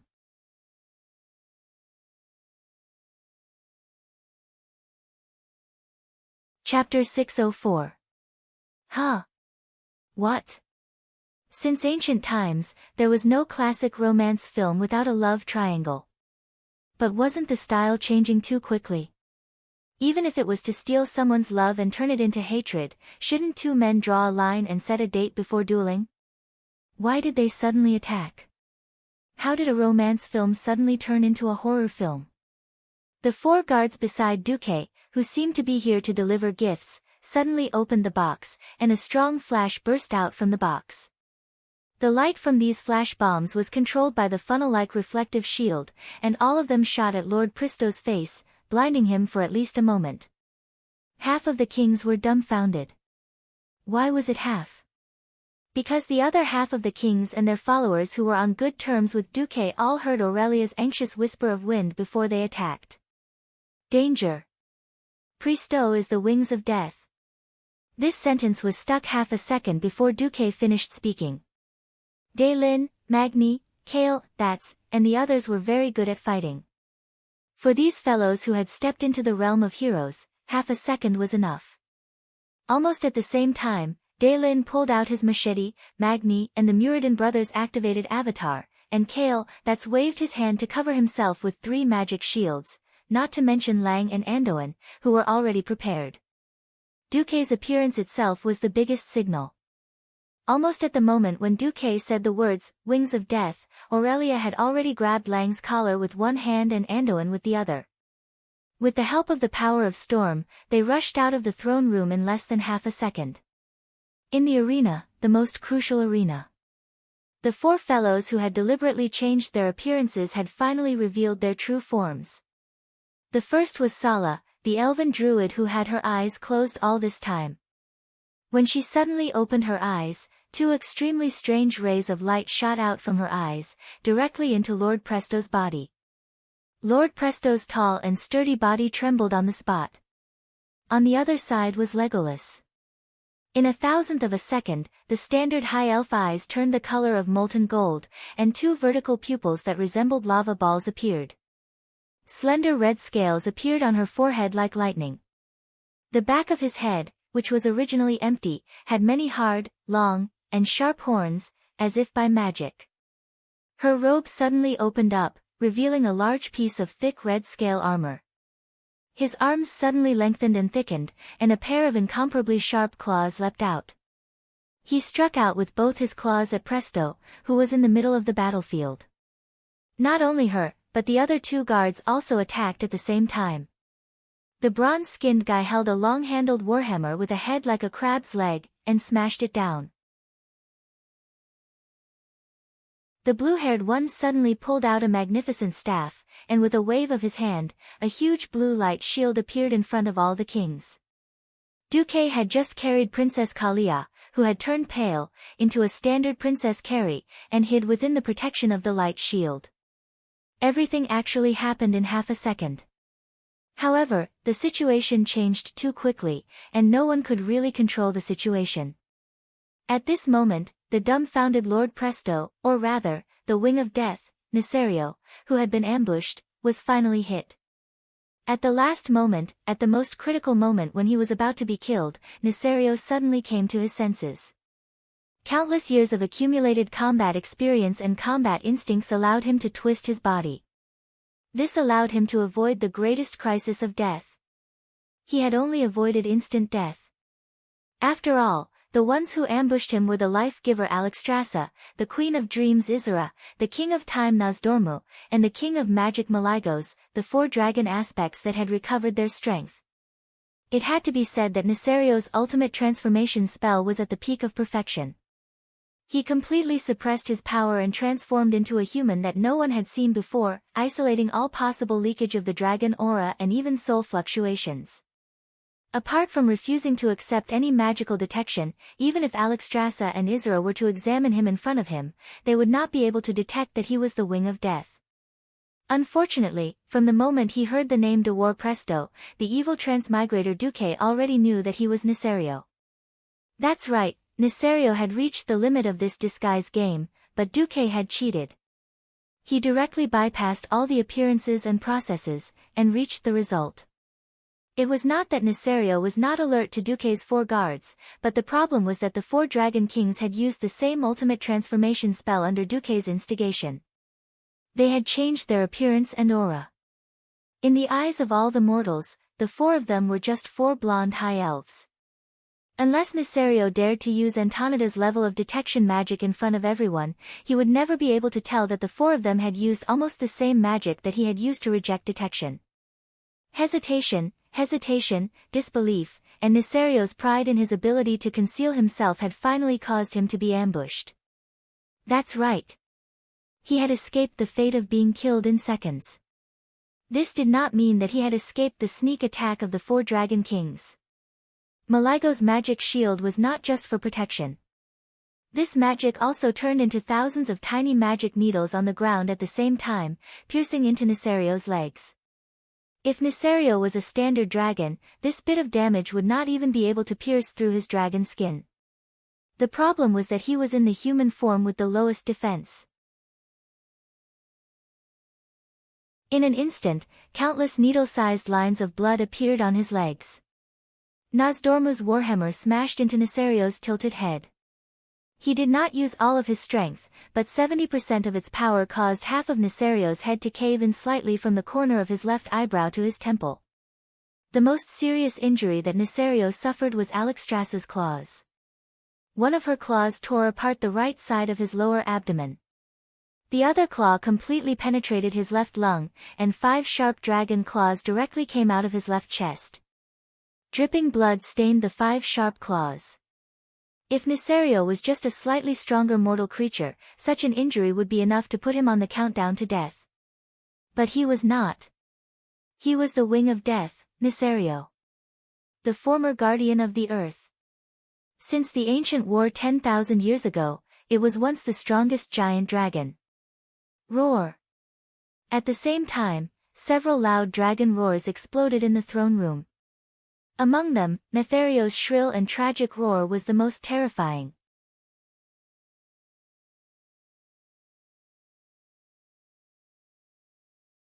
Chapter 605. Several ferocious dragon roars reverberated through the air, causing every piece of glass in the throne room to shatter. The shards of glass shot out along with the violent air currents, killing and injuring many attendants and guards outside. This was not a dragon's breath, nor was it a bomb, but it was many times more terrifying than a mage's pyroblast. The long roars penetrated the deepest part of everyone's soul, reminding them of a legend that had almost been completely forgotten by the world. 10,000 years ago, that was the era of the dragons. Every creature that walked on the ground could be the prey of the dragons. Everything in the mortal world had to crawl under the wings of the dragons, afraid that they would attract the attention of the dragons and get themselves killed. Outside the throne room, there was still the sound of drums and music. The people who were celebrating the day of triumph did not disperse even after the triumphant procession had left the main road and started to parade around the city. This was because the kingdom of Lordaeron had also invited a large number of performers, strange clowns, costume dancers, and all kinds of bands. Just a few seconds ago, even though it was early winter, the entire Lordaeron city was still immersed in a warm atmosphere. At this moment, the terrifying dragon roar that suddenly appeared broke all of this. The veterans who had just retreated from the front lines were fine. After facing the Crimson Dragon Legion's attacks day and night, almost all of them had developed a strong heart. The citizens of Lordaeron who had never seen a dragon were in big trouble. Because of fear, many people's hearts contracted due to excessive nervousness. Under sudden cardiac arrest, blood supply temporarily stopped, and everything in their field of vision turned pitch black. Under extreme fear, nearly 30% of them fainted just like that. Some unlucky people even fell from the balcony. They could not be blamed. The shocking dragon might of the 5 great dragon kings was not something mortals could resist. For a moment, the entire Lordaeron city was in a mess. In fact, the throne room was also in a mess. Under the gaze of all the kings, the tall and burly Davar Priester suddenly released a flaming shockwave. This was not a simple shockwave. It contained extremely high energy, and the other dragon kings did not dare to face it head-on.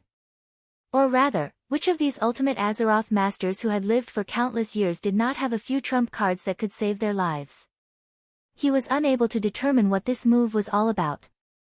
He could only be sure that this was a terrifying skill that even the 4 great dragon kings could only avoid. After shaking off Alexstrasza and Nozdormu, he began to transform. In front of every single king, Presto's head turned into a miniature pitch-black dragon head. A pair of wings grew larger and larger on his back, while his limbs grew thicker and thicker. His once white and smooth skin was now covered in a layer of cuticle. Not only him, but the other 4 dragon kings also transformed at the same time. It grew larger and larger, more and more terrifying. In just a few moments, it had surpassed the range that a human's field of vision could accommodate at close range. It was foreseeable that in less than 5 seconds, the entire magnificent throne room would be burst apart by the 5 terrifyingly large ancient dragons. Let's go. It was unknown how Duque cast the spell, but the walls in the 4 directions of the hall were suddenly pierced by 4 huge icicles. These 4 completely hollow icicles were like a giant ice slide that led straight to the royal garden outside the hall. Daelin, Magni, and the rest jumped into the ice slide without hesitation and escaped smoothly. Jean, Salas, and Antonidas hesitated for a moment before sliding out with their people. Only Tirina's, things had changed too quickly. Even now, he still could not believe his eyes. Oh my God! What have I done? That's right, the nobles in the country were seething with resentment. Their territories had been burned to the ground, and the capital had almost been conquered. They had formed the alliance, but they did not have the kind of influence that they had. In order to make up for all this, Tirina's did not hesitate to offend the other alliance to take over Alterac. He even risked opposition from half of the alliance to use his authority as the alliance master to impeach an important minister of another country who had never truly betrayed the alliance. And then, what did he gain? His beloved daughter did not listen to him, and actually joined forces with Duque, whom he had failed to recruit.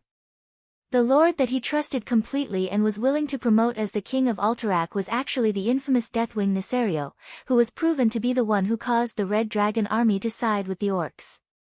That was Neltharion. For tens of thousands of years, he had caused countless deaths and destruction, and destroyed countless cities. He was one of the most evil beings in the world of human scholars, historians, and bards on countless occasions. Tirina's could not imagine how the people would react when they found out that they were almost used by Deathwing, and that they had helped Deathwing become the king of Alterac. No! No! Today's losses might be great. Even if he had to pay a higher price, he had to shut the mouths of the various kings as soon as possible. Otherwise, if he were to be accused of being in cahoots with Deathwing, he would not be able to hold his position as the Alliance Master. Yes. I am also a victim of Deathwing's scheme. When Tyreenus finally completed the great achievement of plan completion, he suddenly realized that the plan he had just completed could be thrown into the gutter. Because, the Red Dragon Queen Alexstrasza hit Nesario with her dragon tail, and when Nesario was about to rise into the sky, the Red Dragon Queen, who did not seem to know Tyreenus' suffering, shouted in the human language, "Nesario, your end is here. Don't think that we won't be able to find you just because you have become the Lord of Presto and hide under Menethel's protection." The roar was so loud and clear. At this moment, the hundreds of thousands of soldiers and civilians who had gathered in Lordaeron for the victory ceremony all heard it. Wow, King Menethil actually, no one dared to believe their ears, but the behemoth that was almost half the size of a town in the sky did exist. The flames under its wings were like a cloud of fire, and the corrosive liquid that was fanned out when the giant wings flapped was like a drizzle of stars. They were obviously inconspicuous droplets of liquid, but they were extremely corrosive. When these fine droplets were sprinkled on the palace below, they easily corroded the tiles, walls, statues, and ground, not to mention humans. Any creature that came into contact with a little bit of it would be instantly corroded, along with their armor, skin, and muscles.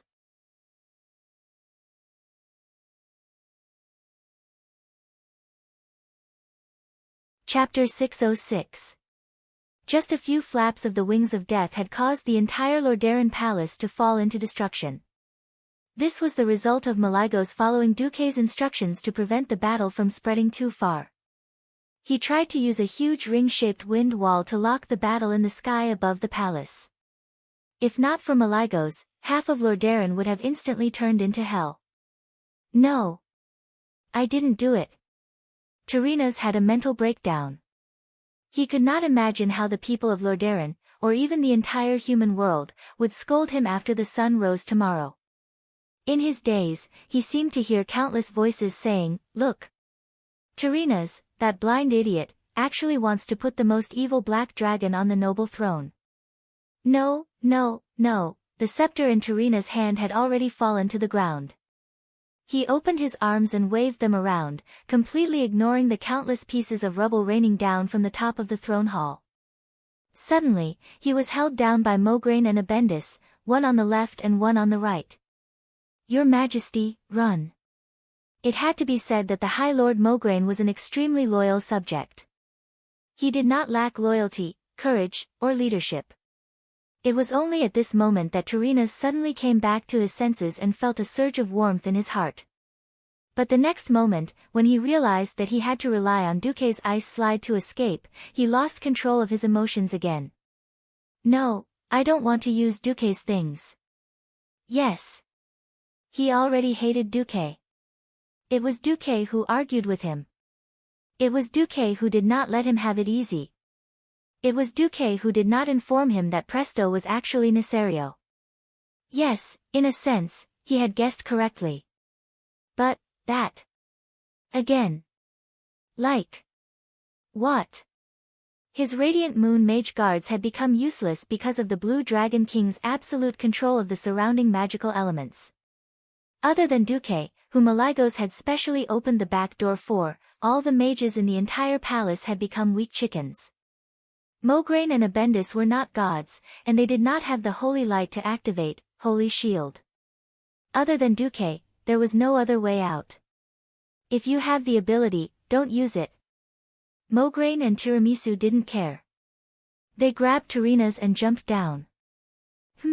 Perhaps because of a certain person's dark heart, this ice-skating path was a little thorny. Just as he was about to reach the garden, the great King Tyreenus Menethil's robe was torn apart, and he could only scurry away with his bare buttocks. On the other side, the 4 dragon kings that followed Nesario into the sky had already become extremely huge. Their gigantic bodies cast a shadow from the sky that covered 2 to 3 city blocks. Red, green, blue, and bronze, the four-colored dragon bodies shone brightly under the dazzling sunlight. Each dragon was shrouded in a halo of sunlight. The halos with a holy aura seemed to declare the supreme majesty of the world of Azeroth's guardian dragons. Alexstrasza, who was in the lead, raised her head and stared at the trembling black dragon in the sky with her golden-yellow pupils that were like lava flames. She could clearly see the anger and fear in the eyes of this cunning, cruel, and traitorous black dragon. She was not in a hurry after surrounding her old opponent. She slowly and elegantly spread her huge wings, dispersing all the dust and debris that were brought up when she broke through the roof of the throne hall. Deathwing's condition was already very bad. Due to the serious injury he had suffered in his human form, this injury was directly reflected in his dragon form. One of Nesario's left eyes could no longer open, the left side of his head had a slight sense of collapse, and a horn on the upper left had disappeared. Similarly, there was a huge wound on the left side of his chest and the right side of his abdomen. The scales on that area had all disappeared, the dragon's skin was flipped open, and the muscles were rolled back. One could even see flames that did not belong to him rolling around in the wound. That was the Red Dragon Queen's flame of life. For most creatures, it was a great tonic, but for Neltharion, it was the most potent poison. At this moment, Nesario's crazy red eyes no longer had the arrogance of the king of the world. Instead, he had the timidity of a thief who was afraid of being beaten to death after being caught. Why? Why are you able to sense my existence? My plan should have been perfect. My disguise should have been perfect. Why?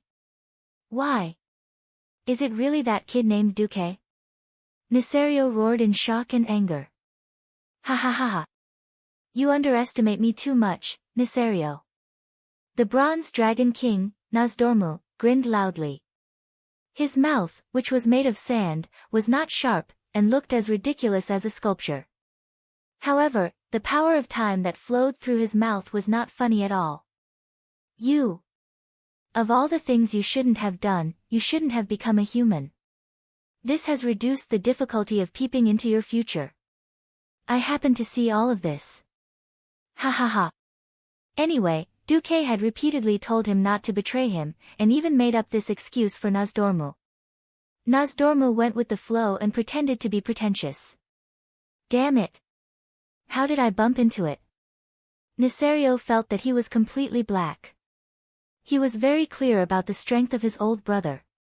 Nozdormu would not often peep into the future because it was very laborious and required him to pay some kind of price. He now regarded this as Nozdormu peeking into countless fragments of the future. It was like looking for a needle in a haystack to see what he had done. If this was not black, what was it? Nesario. Repent for your sins. Malygos, who hated Nesario the most, let out the loudest roar of anger since his appearance. When there was no need to protect the weak humans, that was when Malygos would really go all out. It wasn't that Nesario hadn't thought about whether he could take advantage of Malygos not launching a sneak attack this time, and instead covering for the human kings. When he saw Malygos' eyes, which were still filled with anger and hatred, he immediately knew that Malygos had done this because of some agreement. But now, Malygos had no scruples. If he used humans as a cover, some people might feel the heartache, but Malygos would definitely not hesitate to kill him along with the ant-like humans below him.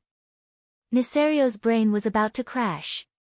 Even when he was at his peak, he couldn't defeat his 4 brothers and sisters who had recovered their strength, let alone him who was already injured. Now, he was even more injured.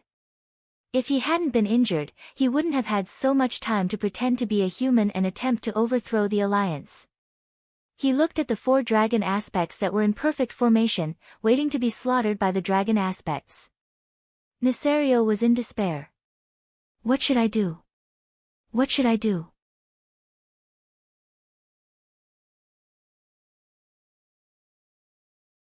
Chapter 607. The 5 dragon aspects fought against each other for tens of thousands of years due to the enmity between good and evil. This was a scene that ordinary people might not even get to see once in their lives. If not for the fact that they were worried that it would harm themselves, it would definitely be an extremely relaxing scene for the hundreds of thousands of soldiers and civilians below. Unfortunately, this was not an IMAX movie, and there was no place for the popcorn-eating crowd to sit and watch the show. The battle between the 5 ancient dragon kings in the sky could easily drop anything, such as scales or corrosive secretions from the body of the Dragon of Death. If they were hit or affected, it would be a disaster. For a moment, the entire Lordaeron city was in chaos. Duque had tricked Wings of Death and Tyrrhena's. If he did not run away, then he would be an idiot. Of course, the situation now was a little tricky. Because he was carrying Princess Kalia Menethil in his arms. She was wearing a snow-white gauze dress that looked almost like a wedding gown, and a pair of white jade balls under the protection of a low-cut top trembled under his eyes. Sob, sob, sob. I, Duque, am no longer that little virgin who only fantasized about 10 terabytes romantic action movies. I've eaten meat. Please, princess, don't tempt me, okay? Ever since I lost my moral integrity as Mediv, I haven't been able to maintain it. Who knew that the princess did not seem to hear his thoughts at all? She wrapped her arms around his neck, as if to make it easier for Duque. But her breasts were getting closer. Damn it. Damn it. Flash was not a spell that could be used casually. It was a spell that could disintegrate a person into elemental particles and then reassemble them from 20 yards away. Although it was perfect, it would stop when it encountered an obstacle. However, the air was filled with flying rubble, and using Flash would cost him his life in minutes. Duque could only activate his ice shield, blow away the stones that came out of nowhere, and run with the princess in his arms. Duque. You've finally come to pick me up. It's just like what I've seen in my dreams countless times. Wait a minute. What's with this affectionate dialogue? Although you didn't ride a white horse, you saved me from the hands of an evil dragon. You are indeed my destined knight. Although you're not wrong, but I'm really just passing by, you understand? But, in every knight and princess novel, there will always be a happy ending, right? What are you going to do next? Father is a prideful person. He said that I'm not allowed to marry anyone except for Presto. If that's the case, I'll definitely be imprisoned in Lordaeron's palace for the rest of my life. Duque shuddered. He crossed a corridor filled with the corpses of guards and quickly turned into a storeroom. He closed the door, not letting Kalia see the guards outside who were scared to death by the dragon's might.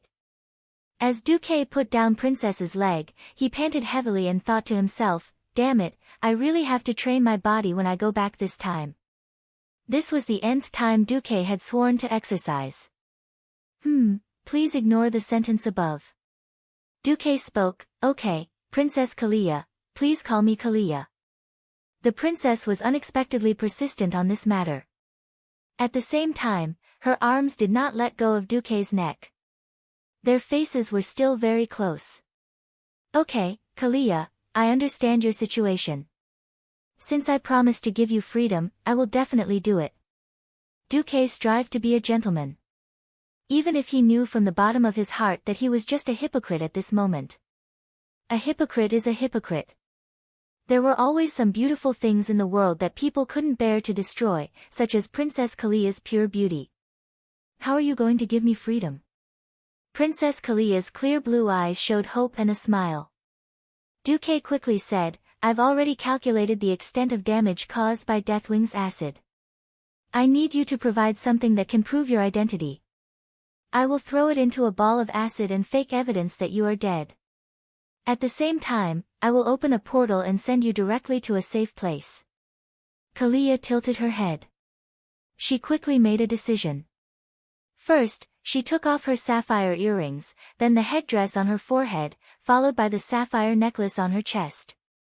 Finally, she pulled on the ropes around her waist, and something happened that left Duke dumbfounded. Princess Kalia's tight waistband, along with her gorgeous white muslin dress, was taken off in front of Duque. Of course, it wasn't that there was nothing under the long dress. It was just a white bra that perfectly showed the shape of her chest, white panties, and white stockings with suspenders. All of this stunned Duque. This was comparable to the underwear models of Victoria's Secret before Duque traveled to this world. In fact, Princess Kalia's figure was not inferior to those supermodels at all. Duque swallowed his saliva. Oh my God! Princess, don't you know what it means to provoke others into committing a crime? I'm telling you, don't tease me anymore. I don't have very high moral integrity. I might really push you down. 2 seconds later, Duque retreated in defeat. Because he was shocked to find that this dignified Princess Royal of Lordaeron really had no concept of defense. Even though she was shy about the man's gaze, in her completely clear eyes, she did not even consider the possibility of being dragged by him to play coquetry. She trusted Duque completely. Duque, is there anything I can wear? Duque bared his teeth and threw his mage robe to Kalia from the storage space. Mage robes were good. Most mage robes didn't discriminate between men and women at all. They could just be put on.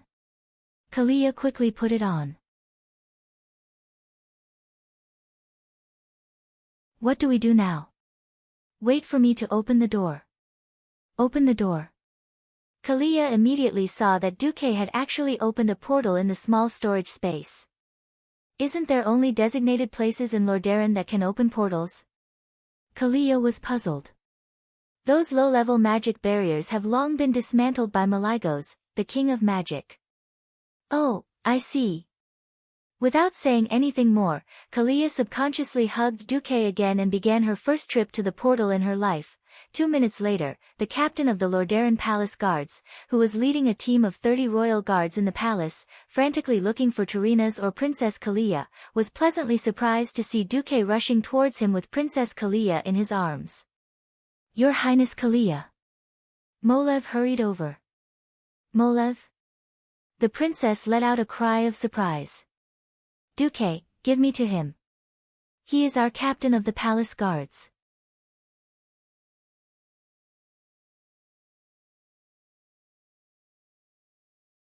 Chapter 608.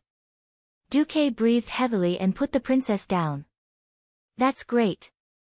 I'll leave the princess to you. I still need to make sure His Majesty Lang is safe. Duque did not waste any time and handed the princess over to Molev. Thank you, Duke Marcus. I'll take care of the princess. However, less than 30 seconds after they separated, something unexpected happened. Boom! A magic bombardment fell from the sky and hit the corridor of the palace. What followed was a terrifying shriek of death. No! Molev turned around in horror. He and more than 15 guards had witnessed this tragic scene. Princess Kalia didn't even have the chance to scream before she was hit by the acid of the wings of death. In an instant, not even her bones were left. Molev tried to pull the princess away at the last moment, but all he could do was pull the princess's white dress. No! No! No! No! Molev was furious. He tried to pull the princess out of the acid that had turned half of his subordinates and the princess into an unknown substance, but he was held back by his subordinates. Let me go. Let me go. I'm guilty. I'm guilty, the princess is dead. What's the point of me being the captain of the guards? Just let me die. Molev pulled out his sword and wanted to commit suicide. His subordinates stopped him. No. Sir, you are the captain of the guards. You have the duty to report this to His Majesty. Didn't you say that you gave your life to the Menethil royal family? It is his right to decide how you die. You have no right to commit suicide. No, the captain of the guards, who had been through countless hardships and had always been loyal to the Lordaeron royal family, shed tears of regret. He could not imagine what kind of expression His Majesty Tarina's would have when he heard the news. At the same time, far away in the western wilderness of the southern continent, a beautiful golden-haired girl looked at the vast fields.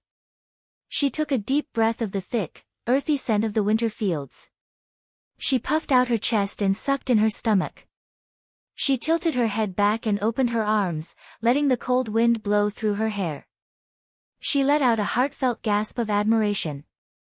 Wow, so beautiful. Is this the scenery outside? Is this the air of freedom? The girl's beautiful blue eyes greedily absorbed everything in her vision into her mind. In the eyes of countless ordinary people, things that were incomparably simple and ordinary were so rare and fresh in the eyes of the young girl. Like a canary that broke free from its cage, she sang and cheered happily in this world. After taking off her luxurious high heels, the young lady stuck her slender and perfect jade-like feet into the ice-cold soil. She kicked away the thin snow that covered the field and used her toes to pick out pieces of black soil. Then, just like that, she danced around the field in the most elegant manner. This beautiful girl was naturally Princess Kalia. Duque used the true mirror image spell to perfectly imitate the princess and let a non-existent magic dummy wear the princess clothes. In the eyes of the world, the beautiful Kalia Menethil was already gone. Duque didn't disturb the excited Kalia. He let her party on the field. Anyone who stayed in a palace that seemed huge but was actually very small, or in a cage for 16 years would feel extremely depressed and depressed. This feeling of spiritual sublimation from breaking free from the cage was something that no outsider could understand. The air of freedom. Because she was too happy. Princess Kalia spun faster and faster. Because the mage robe didn't have any straps, the whole robe was like a long skirt, swaying at high speed. The white stockings and that pair of beautiful legs were not bad. Duque subconsciously covered his nose. Was this a sign that he was going to have a nosebleed? No, no. I said I won't be a beast. Duque rubbed his eyebrows. Looking at Kalia's delicate and pure face, his restless heart calmed down. What a magical girl. At this time, the crazy Kalia finally realized that she seemed to have lost her composure. She subconsciously lifted the hem of the mage robe like a skirt, and trotted towards Duque. Sorry. I'm too excited. I feel like I can see the outside world. I'm willing to die. Duque smiled sincerely. Kalia, don't joke. Since I promised you freedom, you will naturally have a lot of time to see the world. Kalia suddenly realized something, and her mood became a little down. If I do this, will it bring you and my father a lot of trouble? Besides, when the Rotterdam kingdom was in trouble, I felt really bad for running out alone like this. I'm not in trouble. I've perfectly killed you and Lordaeron. There won't be any evidence that I kidnapped or murdered you. As for your father, His Majesty Tyrrhena's, I want to say that everyone must be responsible for their own actions. Responsible? Kalia widened her eyes, which were so pure that there was not a trace of impurity in them, and blinked. Yes. As the leader of the Lordaeron alliance, after signing the Equal Alliance Treaty, he coveted the alliance's land. This is a true blasphemy to the name of the alliance. Perhaps the Alterac king and nobles are guilty, but the people of Alterac are not. Lordaeron and Alterac are not enemies, but brothers of the same origin. I am ashamed of His Majesty Tyrrhena's for doing this. At this point, Duque lowered her head. I have asked the Blue Dragon King Malygos to ensure the safety of the citizens of Lordaeron as much as possible, but there will always be losses. This is not my fault, nor yours, or anyone else's. From the day His Majesty Tyrrhena's coveted Alterac's land and introduced the Wings of Death, Nesario, this was the destined outcome. If I hadn't discovered Nesario early and found the 4 Dragon Kings to kill him, Lordaeron would have been devoured by Nesario. Kalia shuddered. Although she was inexperienced, she could not imagine what would happen to the entire Rotterdam and even the entire alliance if she were to marry Presto. No, if she were to marry Nesario in name. Kalia thought for a while and finally accepted this reality. Then what should I do next? Do I need to hide in your Karazhan first? No, since I promised you freedom, I won't. I will fulfill my promise. Please allow me to introduce you to your companions who will be accompanying you on your adventures around the world in the coming days." Duque bowed elegantly. Then, a few women appeared from behind the hill. They were a maid, a ranger, and an armored paladin. "You're tuning in to the Blissful Bookshelf YouTube channel. We're so grateful for your support, and don't forget to subscribe to join us on this incredible journey through captivating stories. Your generosity through donations truly makes a world of difference, as it's the primary source of revenue that allows me to expand and enhance this channel for you. Thank you from the bottom of my heart for being a part of this adventure.